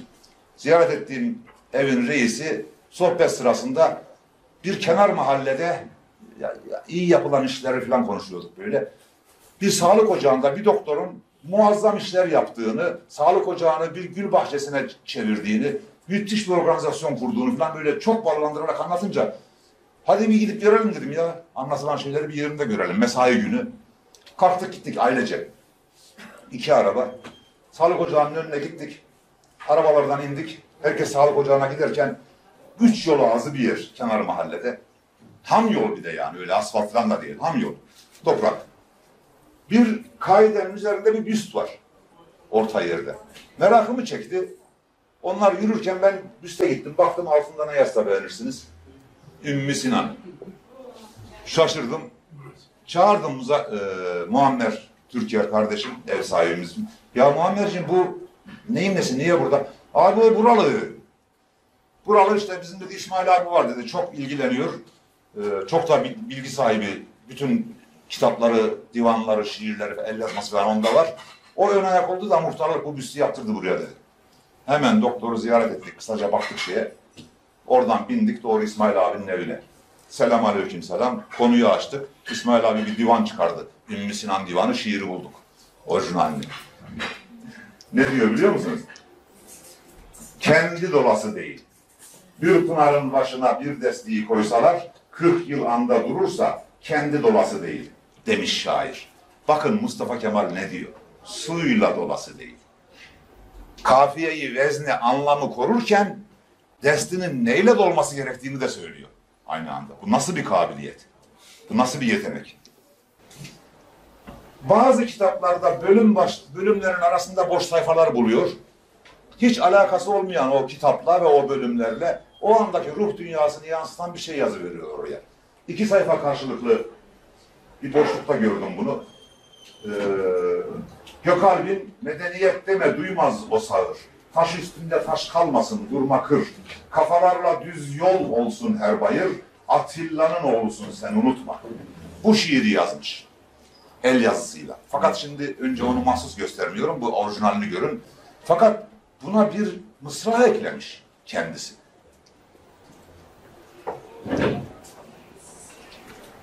Medeniyet deme duymaz o sağır. Taş üstünde taş bırakma durma kır. Kafalarla dümdüz düz yol diyor orada. Yani kopya da çekmiyor. Aklında kalanı yazıyor. Dümdüz olsun, düz yol olsun, dümdüz olsun her bayır. Atilla'nın oğlusun sen unutma. Kalbindeki intikamı uyutma. Şaşırdınız mı biraz? Yıllar önce Kadıköy Türk Ocağı'nda duran buradasın. Belki sen de hatırlayacaksın. Kadıköy Türk Ocağı'nda bu konferansı veriyorum 2013 yılında. 40 yıldan sonra İstanbul Üniversitesi Tıp Fakültesinden arkadaşlarım bir hanım grup, 6-7 hanım bizim filan gençlerdi ya. En önde oturuyorlar. Tam buraya geldik, bunu okudum. Duyuyorum böyle, önden biri birisine ay olamaz dedi, Atatürk bunu söylemiş olamaz dedi. Biri. Öbürü de ama şekerim savaş şartları, insanlar ölüyor bilmem ne filan savunmaya çalışıyor benim söylediğimin doğru olduğunu. Dedim ki dur bir dakika, kendi aranızda tartışmayın. Bu gerçek orada duruyor. Atatürk bu. El yazısıyla yazmış. Tartışılacak bir şey değil. Kendi yurdunu işgal eden, kendi ırzını, namusunu ihlal eden, ülkesini gasp eden insanlara karşı bir intikam duygusu duymayan adam olur mu? Olmaması mümkün mü? Yurtta sulh, cihanda sulh başka bir iş. O başka bir diplomasi. Ama bu başka bir gerçek. Böyle bir gücü de var. İşte bu orijinal karşılaştırma bakın. Ezberden yazdığı hafızaya bakın yani. Bir yerden yararlanmadığı buradaki medeniyetlerine duymaz o sağır. Aynı. Taş üstünde taş kalmasın durma kır. Bu orijinali. Taş üstünde taş bırakma demiş. Durma kır. Kafalarla düz yol olsun her bayır. Kafalarla dümdüz olsun her bayır. Yani bir de böyle bir hafızası var. Kendine güveniyor. Hafızasından yazıyor. Doğu'nun eski tarihi. Burada bir ifade var. Çok mühim yazmış yanına. Bu ifadede şu yazıyor. Sümerlerin ve Akatların Mezopotamya'ya kuzeydoğudan geldiği ve onların geldiği bu yerin insan ırkının kaynağı olarak gösterilen bir dağlık bölge. Bunu Atatürk söylemiyor. Bunu ben söylemiyorum. Bunu Doğu'nun Eski Tarihi adlı kitapta Francis Lenormand diye bir Fransız yazarı söylüyor. Tarihçi. Sümerlerin ve Akatların Mezopotamya'ya kuzeydoğudan geldiği ve onların geldiği bu yerin de insan ırkının kaynağı olarak gösterilen bir dağlık bölge olduğu yazıyor. Çok mühim. Niye? Atatürk'ün tarih tezine birebir uyuyor. Gözünüzün önüne bir Avrasya haritası getirin. Mezopotamya'dan Kuzeydoğu'ya doğru bir ok çıkartın, yürütün. Dağlık bir bölgeye kadar gidin bakalım. Altay Dağları var. Az önce konuştuğumuz Mu medeniyetinde battı, çöktü dediği yer aynen orası. Sümerlerin vatanından Kuzeydoğu'ya ok çektiğiniz zaman dağlık bir bölge dediği zaman Altay Dağları'na gidiyor. Bütün tarihi kayıtlarda Türk milletinin Altay Dağları'nın eteklerinden çıktığını söylüyor. Burada bir başka aynı sayfanın devamında bir şey var. Bakın burada ne diyor? Pamir yaylasını kuşatan dağlık kesimler, Batı Tibet ve Buhara bölgeleri insanlığın merkezidir. Bilimin Hint ve Pers efsaneleriyle kutsal kitaplarda yazılanları karşılaştırması sonucunda da insanlığın büyük ırklarının beşiğinin bu bölge olduğu doğrulanmıştır. Aynı bölgeden bahsediyoruz. Bunun da orijinalini göstereyim. Şurada da o laflar yazılı. Oraya da hiç boş laf yazmak istemiyor. Bir ok çekmiş oraya. Zaten yazdığım çok mühim olduğunu bunun diye okla oraya bağlamış. Yine hemen hemen hiç rastlamadığım, kimsede görmediğim bir şey. Bir kitap okuyorsunuz. Bu kitapta geleceğin Cengiz Han'ı şurada yazıyor. Bu da Türkçesi. Timuçin doğduğunda Asya'nın durumu böyleydi. 1155-1156. Yani normal bir insan böyle bir şey okuduğunda kabaca kafasında hemen böyle bir şey oluşur. Ya 900 sene olmuş. Kabaca. Şimdi bu kadar ayrıntıyla uğraşan bir insan bunu atlamıyor. Kabaca 900 olmuş filan deyip geçmiyor. Kalemi eline alıyor, kitabın boş bir yerine burada söylenen 1156 yılını yazıyor şuraya. Sonra kitabı okuduğu yılı yazıyor. Onu ondan çıkartıyor. Cengiz Han'ın doğumunun üzerinden 773 yıl geçtiğini net olarak görüyor. Böyle de bir gerçekçi, somutçu, her şeyi net keskin bilmek isteyen bir adam. Onu tam görüyor, ondan sonra okumaya devam ediyor. Burada İstanbul'un kuruluşuna dair milattan önce 658 yılında kurulduğunu söyleyen bir kitap var. O tarihi yazıyor, okuduğu tarihi yazıyor. Biri milattan önce, biri milattan sonra olduğu için topluyor ikisini. 2553 yıl İstanbul şehir olarak kurulalı. Fakat burada bu örneği niye aldım? Okuduğu tarihe bakar mısınız? 1895. 14 yaşında. 81 doğumlu. 14 yaşında ne okuyor bakın Atatürk. Ama bundan daha çarpıcı bir şey var. Biraz da daha çarpıcı olmaktan ziyade lafın bittiği bir yer. Bu kitabın orijinali Fransız İhtilal Tarihi. Fransız İhtilal Tarihi'nin kitabının bir sayfasında şurada Fransız İhtilalinin sebepleri anlatılırken şu paragrafta sebeplerden birisi ve önemlisinin de saray ile halk arasında oluşan derin uçurumdan kaynaklandığını anlatıyor.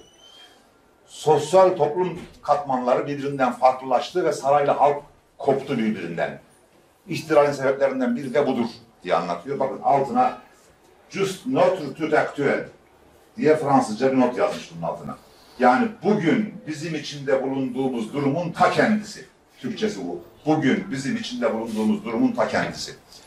Fransız bir yazardan Fransız İhtilal tarihini Fransızcasından okuyor. Fransız İhtilalinin sebeplerini merak ediyor. Ama onlardan birisinin bizim bugün içerisinde bulunduğumuz durumla birebir aynı olduğunu değerlendirerek buraya not yazıyor. Ne zaman yazıyor bunu? 1894'te yazıyor. Bu lafın bittiği yer. 13 yaşında. 13 yaşında. Adam nelerle uğraşıyor ve nasıl Atatürk oluyor adım adım. Tesadüfen olmuyor yani. Din yok, hiç muhtemelen duymadığınız bir kitap bu. Din yok, milliyet var. Benim dinim benim Türklüğümdür diye bir kitap, Ruşeni diye. 247 sayfalık eski harflerle el yazması basılmış değil. Ama Atatürk'ün kitaplığından çıktı bu. Orada bir yerde Doğu uluslarının eski çağlardan bu yana sürekli yalan söylemeyi ve bunun için sözlerini birçok antlarla güçlendirmeyi gelenek haline getirdikleri yazıyor. Onun yan tarafına Türkler müstesna yazmış. Kabul etmiyor. Doğu ulusları deyince biz de giriyoruz. Ama onu kabul etmiyor. Türkler müstesna. Burada bir askerin düşünümleri, yabancı bir yazar yine tercümesinden okuyor. Diyor ki bir yerinde harbi beslemek için yani ikmal işleri için ne eşhas ne malzemece kafi tedbir hazırlanmamış ve bunun merbut ve mütevakkıf olduğu iktisadi seferberlik hususunda bir şey yapılmamıştı. yan tarafını çizmiş. İstiklal Harbi'nde biz bunu yaptık. Hemen hayata uyguluyor bilgiyi. Hemen hayatı bilgiye göre değerlendiriyor. Hatalarını da söylüyor bazı yerde. Ha demek ki ben filan işte buna göre davranmamakla hata etmişim dediği muhteşem notları da var. Bu çok detaylı bir konu. Kelime, sözlük kenarında bir kelimenin etimolojisini yapıyor. Dil bilinci gibi bu, kendi el yazıları. Şundan çok etkilendim, bunu yeni buldum. Sosyal Karmaşa diye bir Fransızca kitap. George Clemenceau'nun 1908'de basılmış bu kitap. Bunun bir yerinde Bay Leon Borges, bu o dönemin Fransız Başbakanı'nın adı. Nant'ta yeni gerçekleştirilen Eğitim Birliği Kongresi'ni güzel bir nutukla açtı diyor. Orijinali aşağıda. Şu yanını çizmiş, buraya okudum yazmış ya adam. Neyi okumuş? Fransız Başbakanı'nın Paris'te yapılan Eğitim Birliği toplantısında yaptığı ve çok beğenilen konuşmayı bulmuş okumuş. Entelektüel merak düzeyine bakıyor musunuz? Türkiye'de kimsenin haberi yok bundan. Atatürk Çanakkale'den önce İstanbul'da bulunduğu cumartesi günleri Balkan Harbi'nden arkadaşı Ömer Lütfü Bey'in Fransız asıllı eşi Corinne Lütfü'nün düzenlediği kültür sohbetlerine katılıyor. Her cumartesi orada çok seçkin bir grup bu toplantılara katılıyor. Genellikle yeni basılan kitaplardan bahsediliyor ve onları tartışılıyor, değerlendiriliyor. Çanakkale Savaşı'na gittiğinde Corinne Lütfü'ye yazdığı bir mektup var. Bu mektup Türk Tarih Kurumu'nda. Mektubun metnini veriyorum. Burada top ve tüfek gürültüler arasında karakterin özel ulakla gönderiyor. Bir er görevlendiriyor, elden gönderiyor bu mektubu. İstediği kitapları da alsın gelsin diye, vakit kaybetmeyin diye. Bu mektuptan önce Atatürk Çanakkale Savaşı'nda görev almak için didinmiş. Talip olmuş. Araya adamlar koymuş. Görev istiyor. Ve başarmış. Sonunda biraz da başlarından salmak için galiba 19. Tümen Komutanı olarak tayin etmişler. Ama daha gitmeden bazı arkadaşları ya 19. Tümen diye bir şey kalmadı orada. Şehit, firar filan 19. Tümen'den eseri yok filan. Hiç onlar kulaklarını tıkıyor. Görevi almış, gidiyor. Dedikleri gibi hakikaten orada 19. Tümen'den eser kalmamış. Şehit olmuş çoğusu. Kalanlar kimisi kaçkın, kimisi başıboş kalmış filan. Kimse yok. Ama bunun gibi başka tümenler, birlikler de var. Onlardan başsız, komutansız kalanları toplayıp 19. tümeni oluşturuyor ve 19. tümeni geldim teslim al. Kendi oluşturduğu tümeni teslim alıyor. Genelkurmay'a bildiriyor. Tümeni teslim aldım, komutaya geçtim diye. Sonra bu niye önemli? İçerisinde bulunduğu hali anlayın diye söylüyor. Sonra oturuyor, savaş planlarını inceliyor. Savaş planlarını beğenmiyor. Telgrafın başına geçiyor. Bütün Osmanlı Devleti'nin ve büyük bir imparatorluğun bütün ordusuyla teslim olduğu başkomutan Alman Orgeneral Liman von Sanders Edirne'de oturuyor başkomutan. Çanakkale Savaşları'nın başkomutanı Edirne'de oturuyor. Telgrafın başına geçiyor, selam veriyor. Göreve geldiğini, teslim aldığını, birliğini filan bildiriyor. Bu arada bir konuşma başlıyor aralarında karşılıklı. Bugünkü Facebook Messenger'ı gibi. Diyor ki geldim, savaş planlarını tetkik ettim. Bu savaş planlarıyla, bu stratejilerle bu savaşın kazanılması imkanı yoktur. Keskin. Adam şaşkın. Böyle bir laf hiç duymamış. Herkes evet efendinci döneminde. Öyle mi diyor. Ne önerirsiniz diyor. Yol nedir diyor.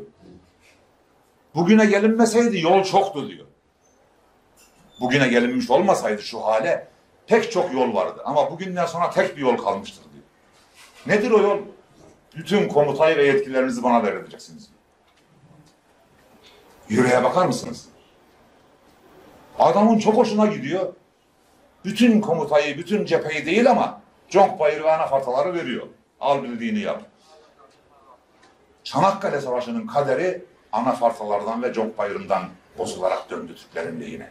Atatürk'ün başladığı yerden. Şimdi böyle bir paşayla, Osmanlı Devleti'nin boyun eğdiği bir paşayla böyle bir muhataplığınız olmuş.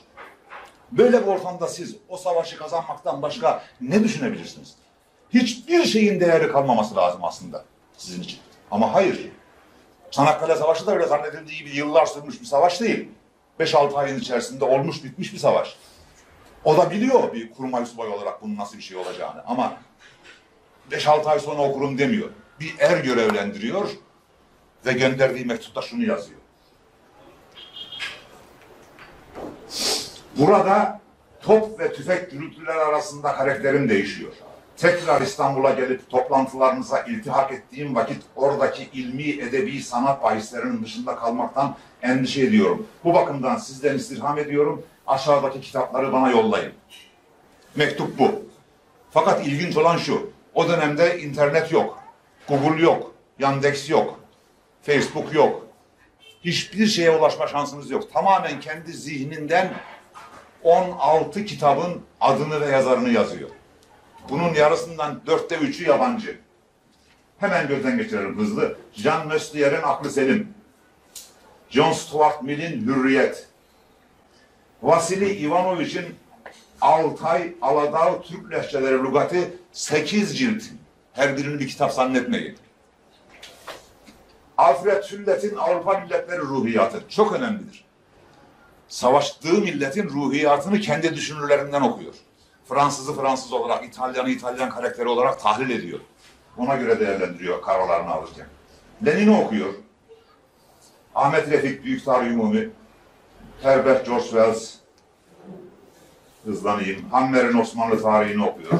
Gustav Le Bon, Dün ve Yarın, Stanley Lompol, Düveli İslamiye, Ludwig Büchner'in Fenni Ruh. Şuna bak. Hunların, Türklerin, Moğolların ve daha sair Tatarların tarihi umumiyesi. İlmi iktisat dersleri. Günümüzün siyasetçilerin iktisadi konularda yarım sayfalık not veriyorsunuz, doğru düzgün okuyamıyor. Yani frontor bozulduğu zaman öyle kalıyor. Ama adam ilmi iktisat dersleri kitabını okuyor. Üniversitelerde ders kitabı olarak okutulan bir kitaptan okuyor iktisat meselelerini. Bu çok önemli bir kitap. Bu isimle değil artık. Mukavele-i İçtimaiye yahut Hukuki Siyasiye Kavaid-i Esasiyesi. Jean-Jacques Rousseau. Bugün Toplum Sözleşmesi adıyla satılıyor bu kitap piyasada.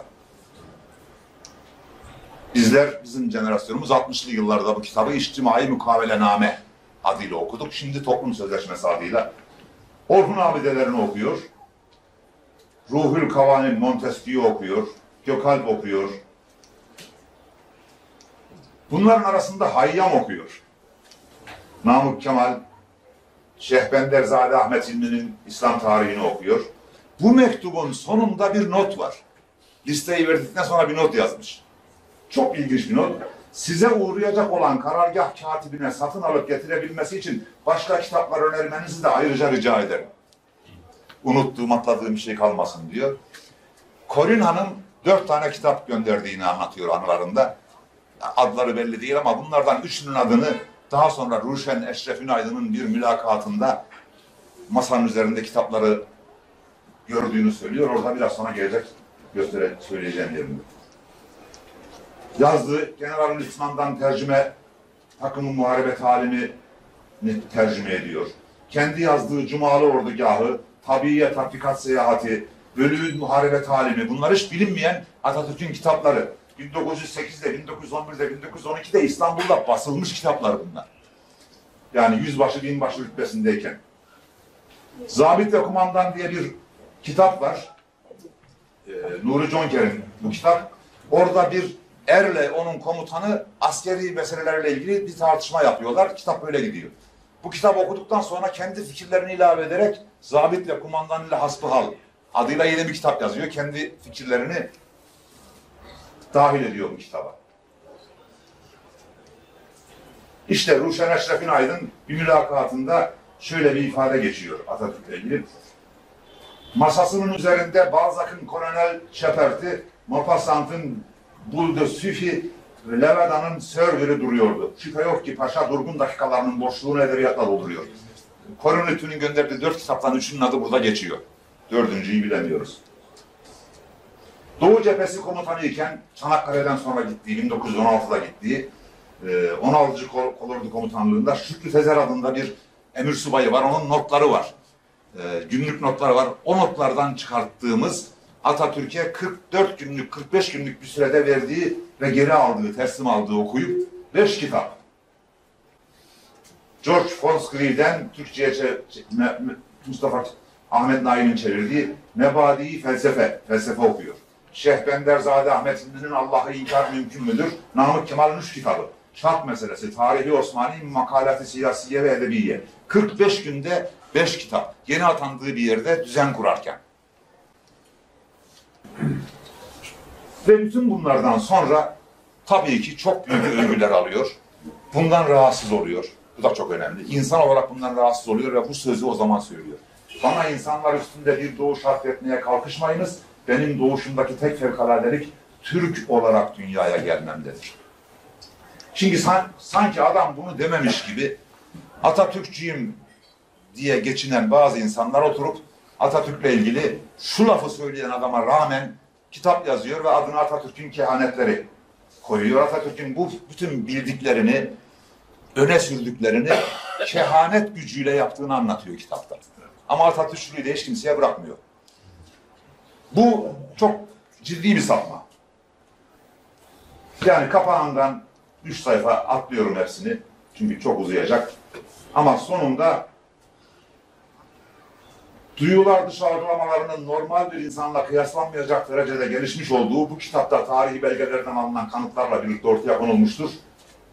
Bu kanıtların ışığında Atatürk'ün sıradan bir 6. duyuya değil, son derece gelişmiş bir geleceği görme, yani kehanet yeteneğine sahip olduğu görülmektedir. Hükmü veriyor. Bu büyük haksızlık, Atatürk'ün emeğine, enerjisine, aklını kullanmasına karşı farkında olmadan ama, bu kendisini çok ciddi bir Atatürkçü, bakın, çok çarpıcı bir durum var burada. Bir örnek vereceğim sadece, bu koskoca bir kitap. Tek bir örnek. Atatürk 1932 yılında Amerikan Kara Kuvvetleri Komutanı General MacArthur'la bir görüşme yapıyor. MacArthur koltuğunda bir ajandayla gezen, titiz bir adam, görüşmelerini not ediyor, yazıyor, sıcak sıcak. Mümkünse yerinde, değilse görüşmeden hemen sonra. Döndükten sonra anılarını yazıyor. 1934'te basılıyor bu anılar, Türkiye'ye geliyor. Bu anılarında 1932 yılında Atatürk'le yaptığı görüşmeden bahsediyor. Ve orada bir tek paragraf var. Orada şunu diyor. Atatürk'le yaptığımız görüşmede bana aynen şunu söyledi diyor. Birinci Dünya Savaşı'ndan sonra yapılan Versay Anlaşması doğru bir anlaşma olmadı. Galip devletler, mağlup devletlerin gerçekliklerini dikkate almaksızın onların imkanlarını zorlayan, onurlarını ayaklar altına alan maddeler koydular. Mağlup devletler de bunu kabul etmek zorunda kaldı. Ama bu böyle gitmez.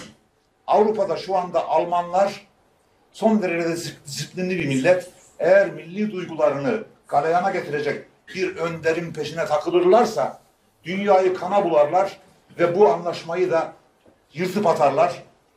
Dünya yeni bir savaşla yüz yüze kalmak zorunda olur. Dediği bu.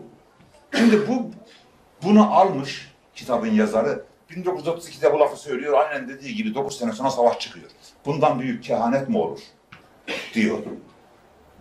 Halbuki şunu bilmiyor. John Maynard Keynes diye bir iktisatçı var.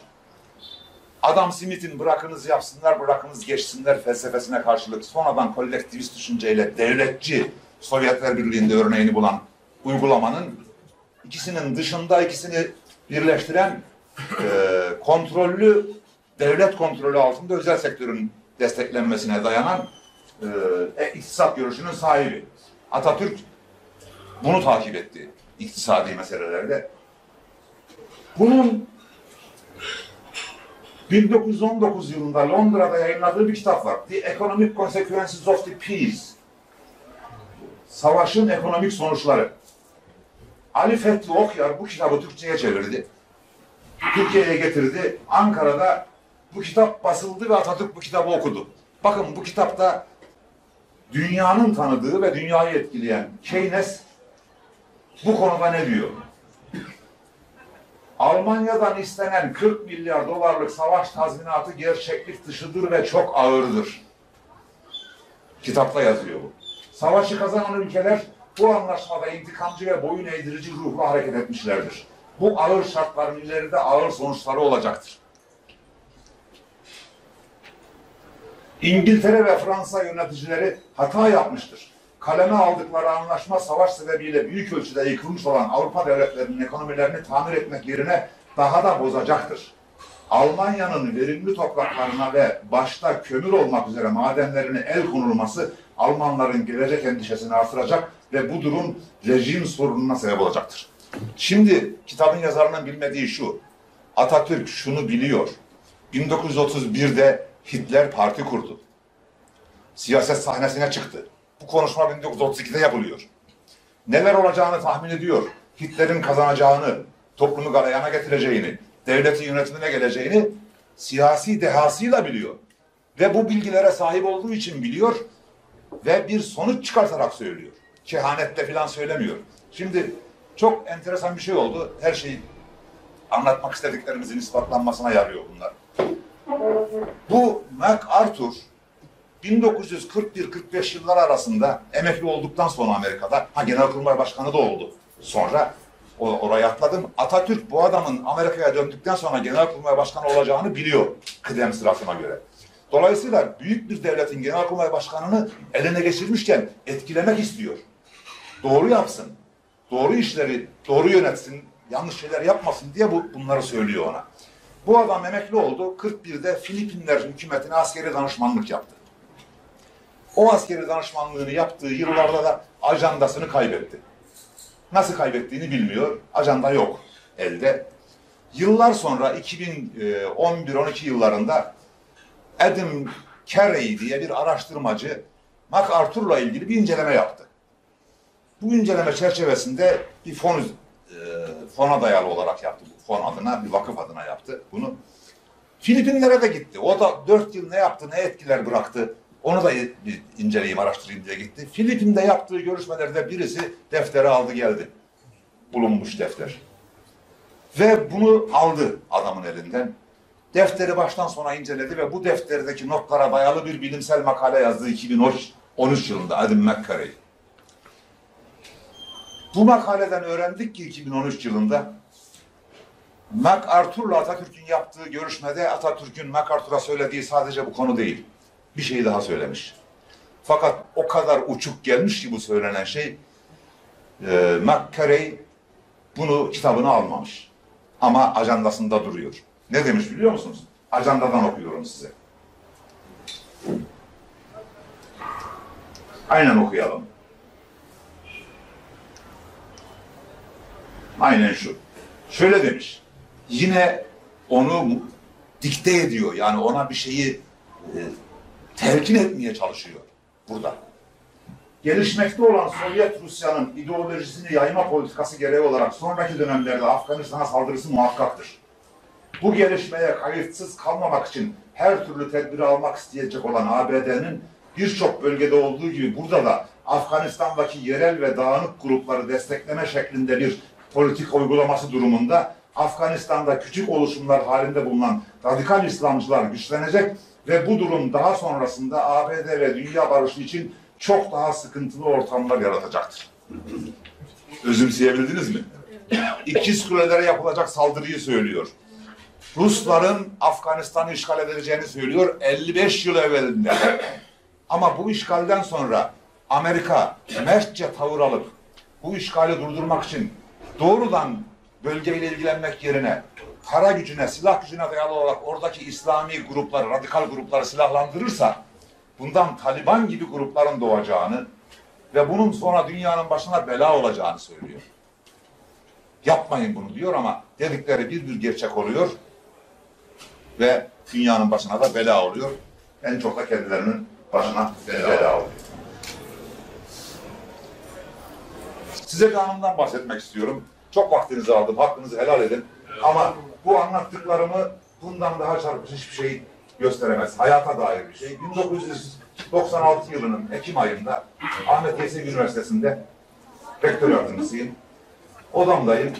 Sekreter geldi Aynur'a. Tık tık girdi. Agay Tölevit'ten Sibir'den bir Tölevit caz kelgen siz menen söyleseyin de esikte dedi. Dediği bu. Anlayabildiniz mi? Ne anladınız? Anladılar. Agay, aga, ağabey, efendim. Sibir'den bir Tülevit caz kelgen. Sibirya'dan bir Tülevit genç gelmiş. Yaş caz kelgen. Sizmenen söyleseyin de sizle konuşayım, söyleşeyim diye esikte kütüp duradı. Eşikte bekleyip duruyor. Allah Allah. Şimdi ben Kazakçam çok ileri düzeyde anladım ne olduğunu. Fakat bilmediğim bir kelime var, kölevit.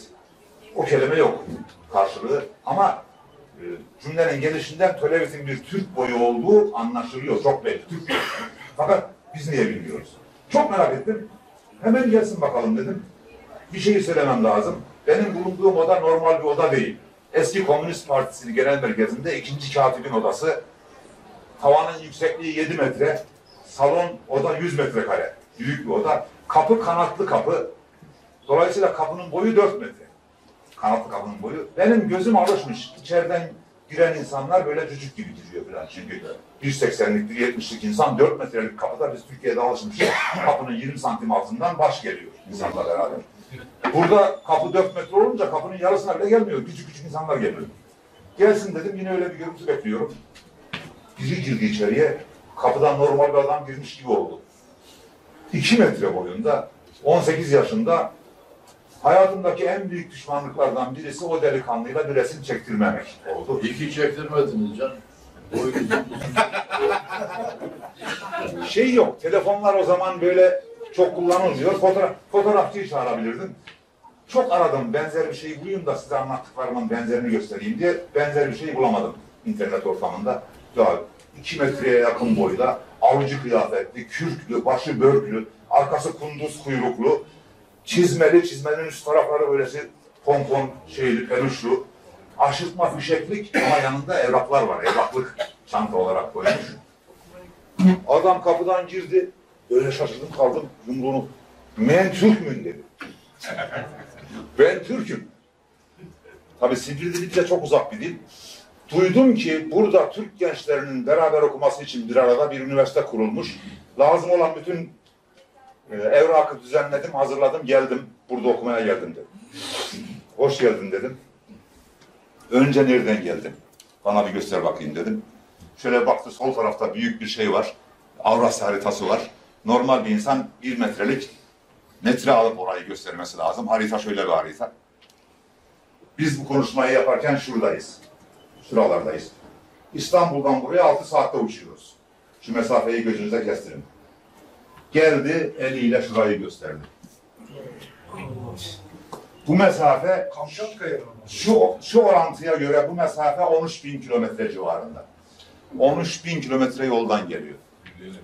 Ve çıkarttığı evraklarını gerçekten pırıl pırıl, diploması, tavsiye mektubu liseden öyle alıyorduk. Transkripsiyon notlarını falan gösteren. Bir de mülakat yapacağız, sözlü alacağız.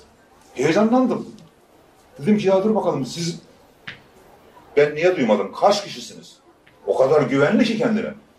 Çok büyük bir rakam. Biz dedi 1500 adamımız. 1500 kişiler. Hepsi o. Ve biz bu arkadaşı mülakatla aldık. O da bize daha sonra 7 tane tölevit genci getirdi oradan.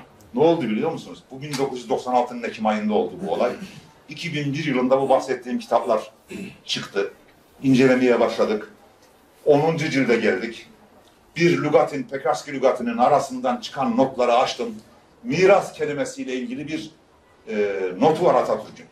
Onun kenarına Sibir boylarını yazarken tölevitleri yazmış arkadaş.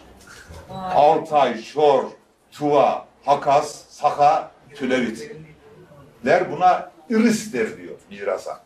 Kapatmış ama kaynak göstermiş. Radlow sözlüğü 1. cilt 1368. sayfa. Baktım sözlüğe, gerçekten o sayfada, 1. cildin o sayfasında o kelime var.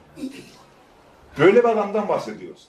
Bu olaydan 1 yıl sonra Kulbek Eryebek diye bir Türkolog atandı üniversiteye. Bizim rektör yardımcısı. Tebriğe gittim. Benim rektör yardımcılığım bitmişti o dönemde. Mütevelliyet üyesi olarak gidip geliyordum arada bir. Ben yokken başlamış, geldiğinde tebriğe gittim.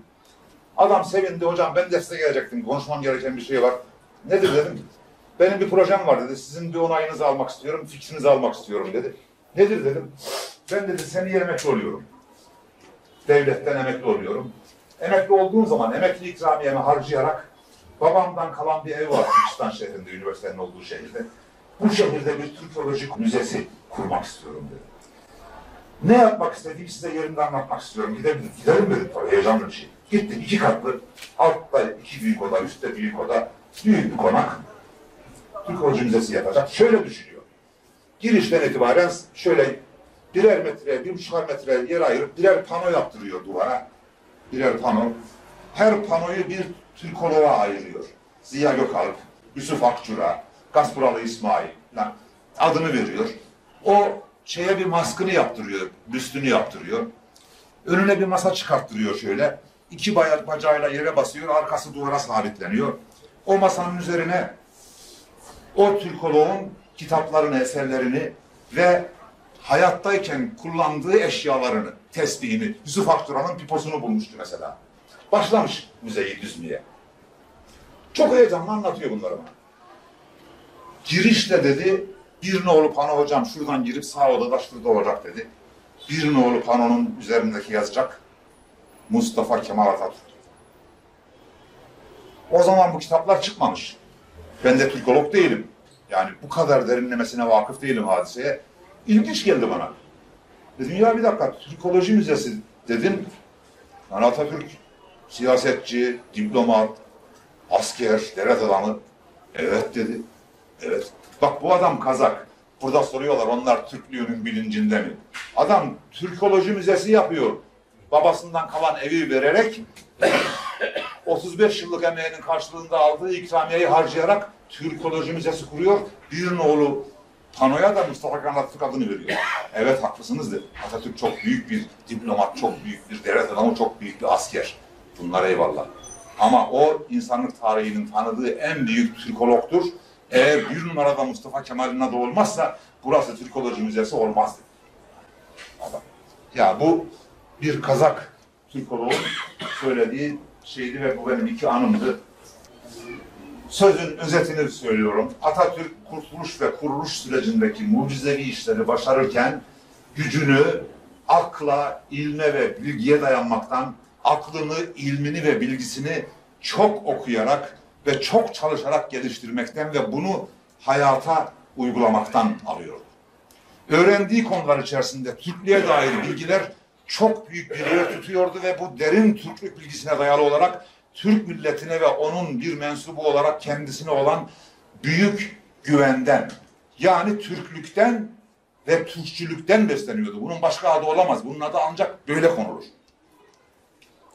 Atatürk'ün gücünü bilim ve bilginin yanı sıra Türklük ve Türkçülükten aldığı gerçeğini görmeden onu doğru tanımak ve doğru anlamak mümkün değildir. Yani Türkçü olmadan Atatürkçü olunamaz, Atatürkçü olmadan Türkçü olunamaz. Atatürk böylesine özgün bir kaynaktan beslendi de ne oldu? Eğer böyle bir soru aklınıza geliyorsa, bu kaynaktan besleniş, yanmış, yıkılmış bir ülkenin küllerinden ve enkazından alnı ak, başı dik yeni bir devlet çıkardı. Ve o yeni devlete eski müflis devletin tüm borçlarını ödemek gibi erdemli bir duruş gücü verdi. O güçle bunu yaptı. Bu kaynaktan besleniş, Avrupa uluslarından yıllar önce Türk kadınını toplumda layık olduğu konuma yükseltme bilincini ortaya koydu. Ve bu kaynaktan besleniş, düşman işgalinden en son kurtulan şehirde 3-4 ay sonra bir iktisat kongresi ve başkentte bir eğitim kurultayı şeklinde hayata damga vurdu. Bu kaynaktan besleniş, tüm insanlığı şaşkınlığa düşüren çok kısa bir zaman aralığında İzmit'te kağıt fabrikası, Uşak ve Alpurlu'da şeker fabrikası, Ankara'da çimento ve fişek fabrikası, Sivas'ta çimento ve demiryolu fabrikası, Karabük'te demir çelik, Eskişehir'de lokomotif, Kayseri'de uçak fabrikası ve benzeri yüzlercesiyle hayata geçip Türkiye yeni bir hayat kurdu. Bu kaynaktan besleniş, Doğu'da Sadabat Paktı ve Batı'da Balkan Paktı ile tüm yakın komşularını kanatları altına alan bir lider devlet yarattı. Yaptığı mucizevi işleri planlarken ve başarırken bilim ve bilgiden, Türklük ve Türkçülükten güç alan Atatürk, bu konuda hepimizce bilinen o malum sözleri de aynı inanç ve güvenle daha sonra bizler de aynı kaynaktan beslenelim diye söyledi. Bir süs gibi çerçeveletip duvarlara asıp öyle boş boş bakalım diye değil. Bakın ne diyor? Bana insanlar üstünde bir doğuş, atfetmeye kalkışmayınız. Benim doğuşumdaki tek fevkaladelik Türk olarak dünyaya gelmemdedir. Bu asla atlamamız gereken bir söz. Türk çocuğu ecdadını tanıdıkça daha büyük işler yapmak için kendinde kuvvet bulacaktır. Çünkü kendi o kuvveti oradan aldı. Asla şüphem yoktur ki Türklüğün unutulmuş büyük manevi vasfı ve büyük medeni kabiliyeti bundan sonraki gelişmesiyle geleceğin yüksek medeniyet ufkunda yeni bir güneş gibi doğacaktır. Benim hayatta yegane onurum, servetim Türklükten başka bir şey değildir. Toros dağlarının tepelerinde bir tek Türkmen evinin bacası tüter halde kalmışsa ben bu milletten umudumu kesmem. Ve ne mutlu Türk'üm diye. Çok teşekkür ederim.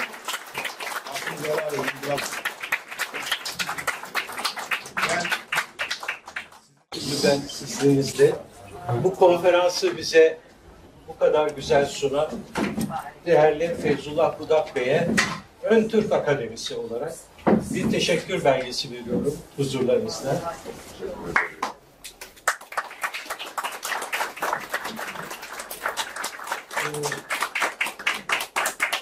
Sayın Bakanım, sizin derneğinize Feyzullah Bey ile birlikte Ön Türk Akademisi'nin bir hediyesi var. Evet, Tamam. o da eş başkan zaten. Tamam efendim. Buyurun açın. Ön Türk Akademisi'nin hediyesi. Önce ben bakayım. Çok güzel ya.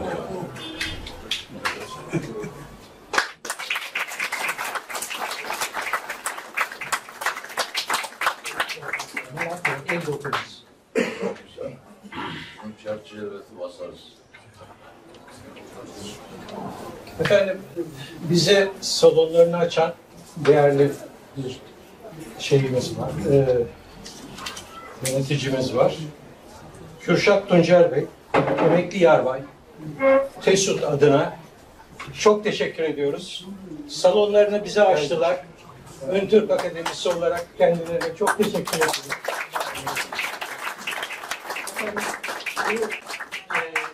Saygılar sunuyoruz. Sağ olun.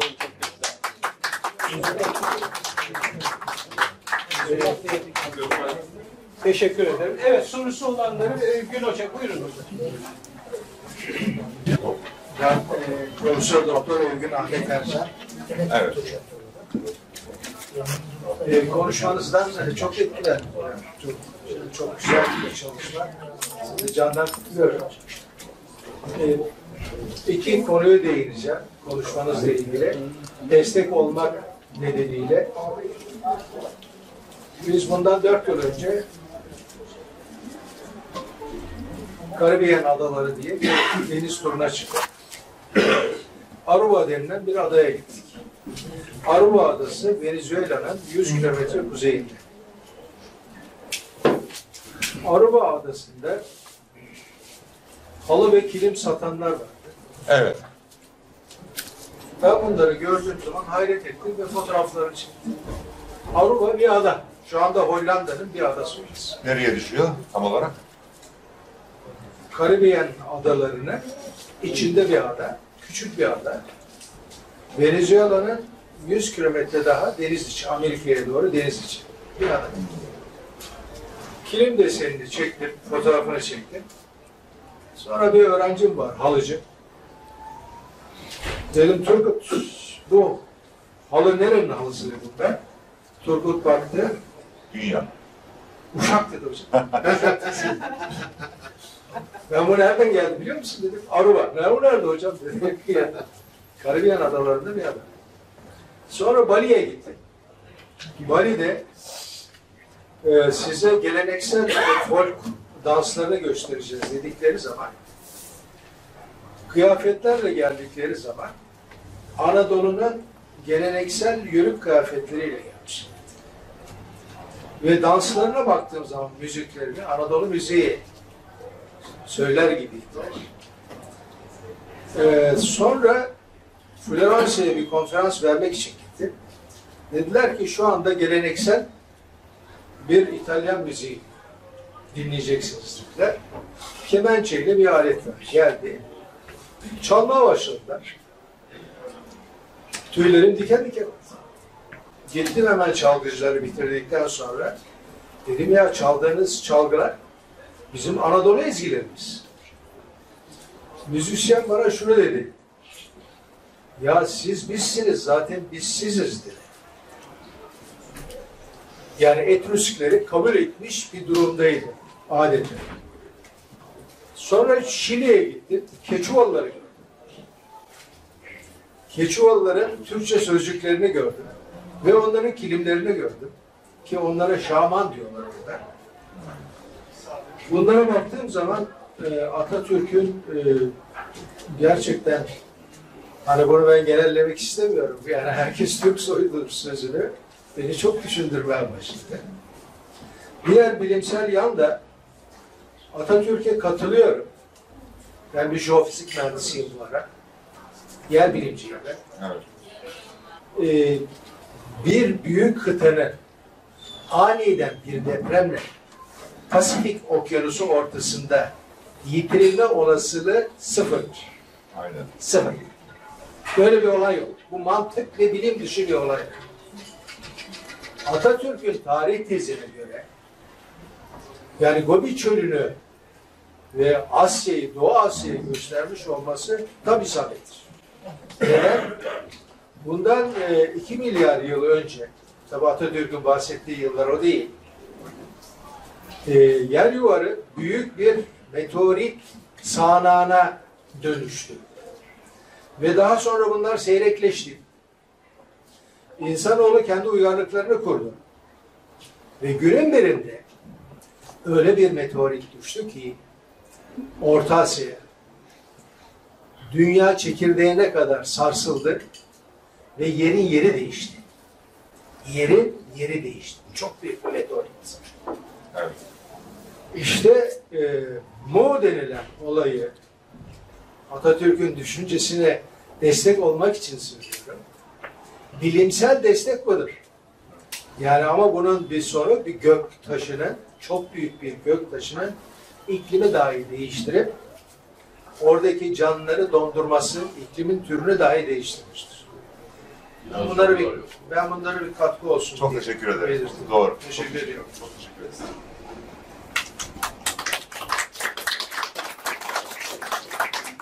Başka sorusu olan var mı? Yoksa şu Atatürk'ün tarih tezini ben kısaca Tamam. söyleyeyim. Buyurun. Şimdi Atatürk'ün tarih tezi şu, özet. Atatürk'ün tarih tezinden takım bilgiler edinerek adamın biri de gene demagog. Ey dünya insanları hepiniz Türksünüz diye bir kitap yazdı. Ben de ona cevap verdim. Dedim yok. Ey dünya insanları hepiniz biraz Türksünüz. Biraz. Sizin ortaya koyduğunuz deliller falan da onu gösteriyor. Tarih tezi şu. İnsanlık 100.000 yıldan daha fazla tam bilinmiyor aslında. İnsanlığın geçmişine gittikçe 10.000 yıllar falan önemini yitiriyor yani. Mesela işte bu akıllı insan 150.000 yıl önce görüldü deniliyor ama nereden biliyorsunuz? Çok bilinmiyor. Diğer türlerden sonra filan. Ama insanlar bu yeryüzünde hayvanlar gibi avcılıkla ve toplayıcılıkla yaşadılar. Ne kadar? Ben diyeyim 100, siz deyin 140 falan yani. Bilinmiyor. Ama yine de söyleniliyor. Avcılık ve toplayıcılık. Yani ihtiyaçlarını gidermek için kolay alınacak hayvanları, onlar bitince de zor avlanacak hayvanları avladılar ve otları, şunları, bunları topladılar. Böylece yaşadılar. Dünyanın her yerinde. Ama bundan bir süre önce, işte diyelim ki 20.000 yıl önce, hep böyle diyelim ki diye konuşuluyor çünkü Atatürk de çok keskin söylemiyor. Ana hatlarını söylüyor, siz araştırın diyor bilim adamları. Ama hiçbir zaman bilim adamları onun istediği gibi bir araştırmada yapamıyor bu arada. Yani hiçbir şeyi Atatürk filozofik bir yaklaşımla görüşlerini ortaya koyuyor. Ama bilim adamlarına diyor siz bunları delillendirin.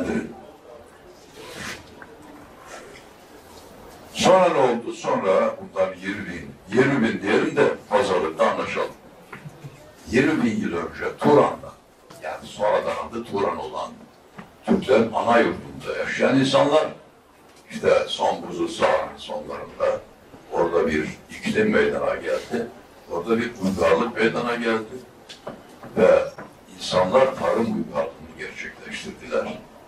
Tarım uygarlığı, yani tohum ekip, başında ekleyip, toplayıp, depolayıp, onunla ihtiyaçları karşılamak, kolay alınabilecek koyunları, keçileri, şunları, bunları ehlileştirmek, yani iki yönlü sadece tarım deyince, hububat değil yani, hayvanlar da işlemek. Madenleri işlemek, atı ehlileştirmek en önemlisi falan. Orada bir devlet ve bir budun oluştu. Bu Türklerdi. Evet, Türk budun oluştu. Çünkü öteki klanlar halinde yaşayan topluluklar ulus oluşturamazlar. Ancak klan olurlar, sürüler yani. Savaşlar yine oluyordu, sürüler arası savaşlar oluyordu. Yani bölge belirliyordu. Bu bölgeye başka klan girerse savaş oluyordu. Her neyse Türkler böylece orada bir millet oldular. Sonra oraya sığmaz oldular, işte iklim değişikliği falan gibi şeyler, sayıların çoğalması. Bölük bölük dünyaya yayıldılar. Onlardan bir kısmı, değerli beyefendinin söylediği gibi İtalya'ya gittiler, Roma şehrini kurdular. Roma şehrini kurdular, Roma devletini kurdular. Oradaki Latinleri yönettiler. Ama bir süre sonra gidenler azdı, teknikleri yüksekti, kalabalığı yönettiler. Bir süre sonra da eriyip gitti, yok oldu. Yani kanları Latinler içine girip yok oldu ama orada oluşan İtalyan milletine birçok Türklükten dilde, inançta birçok kalıtlar kaldı. Bir grubu gitti Amerika'ya, Toltekler. Üçe ayrıldılar, Aztek, Maya, İnka uygarlığını kurdular. Üç uygarlık kurdular işte. Mayaların Türklüğü İsmail Doğan'la da artık iyice kesinleşmiştir. Yani Atatürk döneminde zaten bu kesinleşiyor da. Evet. Bir grup gittiler, Hindistan'ı yönettiler. Bir grup gittiler, Çinlileri millet yaptılar. Çinlileri, Çin milletini oluşturan da giden Türklerdir. Evet. Bir grup geldiler, Sümerliler, bölgeye uygarlık getirdiler. Sümerler, yine onlar da işte gelen o Türklerden falan. Şimdi bu genel ifade bu yani Türk, Atatürk'ün. Ama böylece dünyayı çok uzun bin yıllar Türkler yönetti ve yönlendirdi. 16. yüzyıla kadar böyledir. 16. yüzyılda hala dünyayı Türkler yönetiyor. Nasıl yani? Osmanlı bu bölgeyi yönetiyor. Timurlu Orta Asya'yı yönetiyor. Babürlü Hindistan'ı yönetiyor. Memlüklü bütün Arapları yönetiyor. Altınordu bütün Slavları yönetiyor. Geriye bir devlet kalıyor bu boyda. O da Çin devleti. Onun da yönetenler Vey Hanedanı. Türk boyu yani. Beyler, Tavkaşlar sonra beyler haline geldi filan. Peki ne oldu? Şu oldu. 16. yüzyıldan sonra Türkler, yani önce Timurlu, sonra Osmanlı, Memlükler falan önce başladı. Ama biz üç önemli devletten kısaca söz edelim. Önce Timur Devleti, sonra Osmanlı, sonra Babür. Türk töresini bıraktı, Arap töresini şeriat adı altında aldı, benimsedi, devlete yerleştirdi, çöküş böyle başladı. Türk töresinden uzaklaştığı için Osmanlı çöktü. Örfi hukuk vardı, Arap'ın şeriatı İslam diye getirildi, onu da yönettiler. Babürlüğü çökerten İmam Rabbani'dir, çok kestirmeden söyleyeyim. Osmanlı, Timurlu'yu çökerten Ubeydullah Ahrar'dır, büyük Nakşibendi şeydi. Uzun yani bilmiyorum tarihi bunlara. Ebu Suud da Osmanlı'yı çökertmiştir. Ama ondan sonra ne oldu? Biz karanlığa gömülürken Avrupa 1000 yıllık karanlığından kurtuldu. Hristiyanlığın yönetimindeki 1000 yıl sonra karanlığında kurtuldu. Laiklik ve aydınlanma başladı. Akıl ve bilim hakim oldu. Sanayi devrimini gerçekleştirdiler. Bundan 3 asır önce de İngilizler sanayi devrimini gerçekleştirdiği için 250 yıl dünyayı İngilizler yönetti. 250 yıl. Bundan 50-60 yıl önce de Amerikalılar bilgi devrimini yine akıl ve bilim yolunda gerçekleştirdikleri için dünyayı hala onlar yönetiyor. Çıkaracağımız derste Atatürk'ün söylediği hayatta en gerçek yol gösterici bilimdir. Çözüm yolu budur, çıkış yolu budur. Din insanların yüreklerinde yaşarsa, fertlerin, bireylerin erdemlerini etkilerse yararlıdır. Ama toplumun ve siyasetin ve ideolojinin dine karıştırılması, dini de çökertir, bozar. İdeolojiyi de bozar, devleti de devletlerden çökertir. Dolayısıyla doğrudur. Binlerce yıl insanlar biraz Türktü. 300 yıldan beri de biraz İngiliz oldu. 50 yıldır da hepimiz biraz Amerikalıyız. Yani gerçeği konuşalım yani. Zihni muhtevamız Amerikan masallarıyla doldurulmuştur. Yani biz Amerikan İç Savaşı'nı kendi tarihimizden daha iyi biliriz. Amerika'yı kendi bizden daha iyi tanırız falan yani. Niye? Çünkü böyle. Şimdi çözüm yeniden Atatürk'ün akıl ve bilim yoluna dönmektir ki güç görmek. Örnekler daha inandırıcı oluyor. Dursultan Nazarbayev'le ilk görüşmemde 1990 yılı ben Türkiye Cumhuriyeti Kültür Bakanıyım, o da Sovyet Sosyalist Kazakistan Respublikası'nın elbaşı yani, prezidenti öyle de diyorlar. Karşılıklı oturduk. Size bir sorun var dedi. Türkiye'de kaç kasap var? De sizleri kas soruyor yani bu Zeytinburnu'nda ya da sahilde oturan Kazakları soruyor. Dedim ki değerli başkan, Türkiye'de 57 milyon Kazak var. Biz hep Kazağız. Dünyada da 160 milyon Kazak var. Ne demek istediğimi anlattı. Dedi ki fikriniz doğru, sayınız yanlış. Evet dedi, dünyada dedi 200 milyon Türk olması lazım. Ben Kazak diyorum, o Türk diyor. 200 milyon Kazak. Sonra dedi ki, ben geçenlerde Kore'ye gittim. Kore Cumhurbaşkanı dedi ki, bizi millet yapan Orta Asya'dan gelen Türk yöneticilerdir. Onlar geldiler, Kore devletini kurdular. O devlet içinde Kore milliyeti oluştu. Ve bizim içimizde eridiler. Kanımızın %20'si Türktür. Sizinle böyle akrabayız falan. Başka bir hikayeyi MHP milletvekilliğiyle yapan benim eğitimcilerden Mehmet Şandır anlattı. Onlar bir ara Çin'e gidiyorlar bir heyet olarak. Ve Çin'deki başkanla konuşuyorlar yani Çin'in devlet başkanıyla. Çin devlet başkanı diyor ki Deng galiba, Deng diye böyle bir kısa boylu dev bir adam vardır. Diyor ki Çin'i millet yapan Orta Asya'dan gelen Çul hanedanıdır. Onlar Türktür.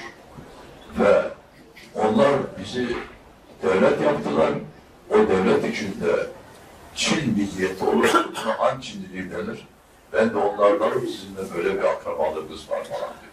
Yani bu gerçek ne yazık ki unutuldu. Çünkü 1931 ile 1941 arasında liselerde okutulan 4 çiftli bir kitapı vardır. 4 çift. 31 ile 41 arasında okutuldu. 41'de kaldı. Orada bu gerçekler anlatılır. Ve Türk çocuğuna bu gerçek öğretilir idi. Ama ne yazık ki ondan sonra onlar unutuldu. Şimdi Türk'ün ne olduğunu bilmez. Türk genci Türk'ün ne olduğunu bilmez. Yani Atatürk'ü de bilmiyoruz. İşte anlatmaya çalışıyoruz gerçeğini ama başka bir adam çıkıyor. O herkesten çünkü Atatürk'ü biliyor. Öyle bir kitap yazıyor ki Atatürk'ü ondan daha büyük zarar veren hiçbir kitap yazılmamıştır ama bir milyon zaten. Bilmez Atatürk kitabı. Yani Atatürk o kitabı okuyan kafasına bir sürü kuşku doğar. Ya Atatürk acaba doğru mu bu iftiralar? Atatürk'e yazılan iftiralar diye anlatıyorsun. Ama benim gördüğüm bakınız Sultan Bey'le sohbetini yaptık. Atatürk'ü çok iyi biliyor. Ha bu arada dedi ki, Kızılderililerin birçok Türkçe asıldır biliyor musunuz dedi bana. Dedim bu ne biçim komünist ya içinde. Ya böyle komünist mi olur ya? Komünist Partisi Genel Sekreteri adam.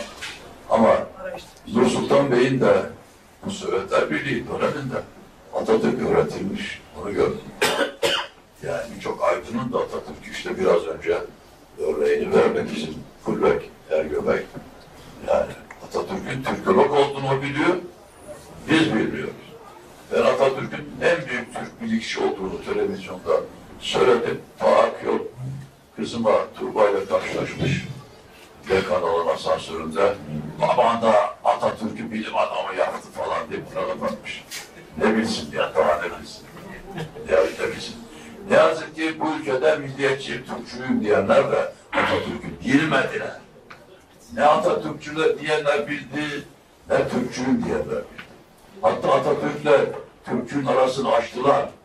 Rıza Nur denen soytarının, sapının laflarına inanarak. Sonradan atsız pişman oldu. Atsızın Atatürk karşıtı bir dönem. Duygusal sebepler. Bir dönem Atatürk karşıtı olmasından ötürü Türkçüler Atatürk'ten uzak durdu. Ya en büyük Türkçü Atatürkçü. Evet ya. Ondan büyük Türkçü mü vardır ya? Yani onu yaptıklarını Ziya Gökalp söylüyor. Türkçülüğün esaslarını bir anlamda Türkçülük adam. Diyor ki biz diyor konuştuk yazdık ama Atatürk yaptı diyor. En büyük Türkçü odur diyor.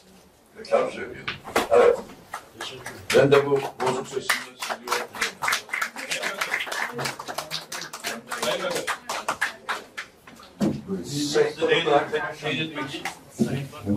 Sayın Konuklar, sorusu olan var mı?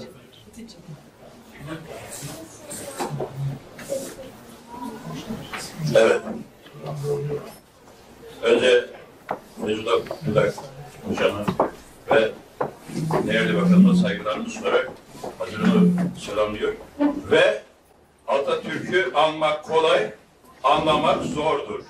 Çünkü Atatürk'ün ülküsü ateşli kordur. Onu anlamak için ilim gerek, alim olmak gerek. Vatanı, milleti sevmek, aklı selim olmak gerek.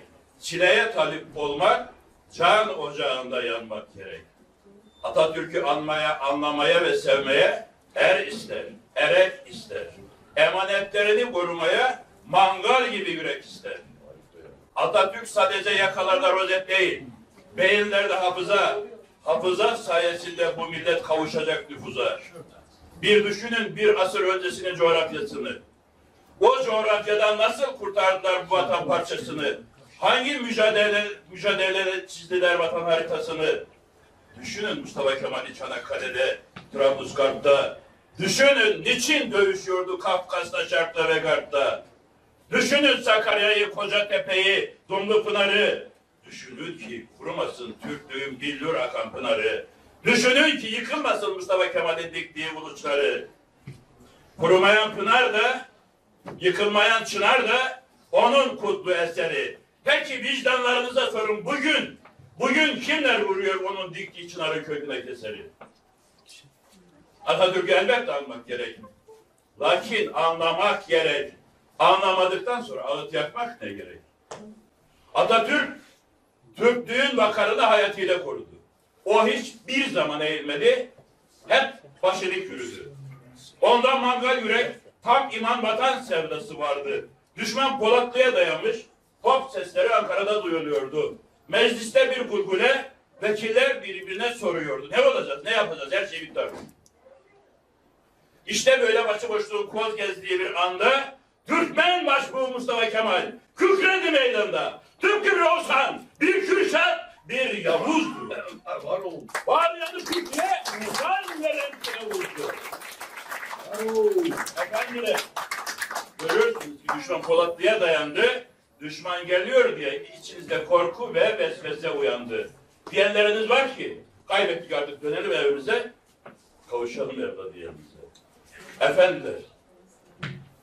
Efendiler hepiniz gitsin de ben burada kalacağım. Bayrağımı ve silahımı alıp Elma Dağı'na çıkacağım. Silahımdaki son kurşun bitinceye dek savaşacağım. En büyük silahım yüreğim. Yüreğim ve yumruklarımla dövüşeceğim. ay yıldızlı bayrağımı göğsüme saracağım, vatanım ve namusum için dövüşüp şehit olacağım. Kıyamet gününde kalkıp Allah'ın huzurunda vatanım, vatanım diye haykıracağım. Atatürk anmak kolay, anlamak zor değil mi? Atatürk olmak çok zordur. Sonunda anladım ya. Ruhu şad olsun.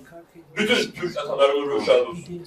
Efendiler, hürriyet bedel ister. Bedelin adı kandır. Kanın suladığı yer mukaddestir, vatandır. O vatanın kapısı imandır, istiklaldir. Kanımızla tapusu bayrağı göğe kaldır. Yükselen bayrak inmez.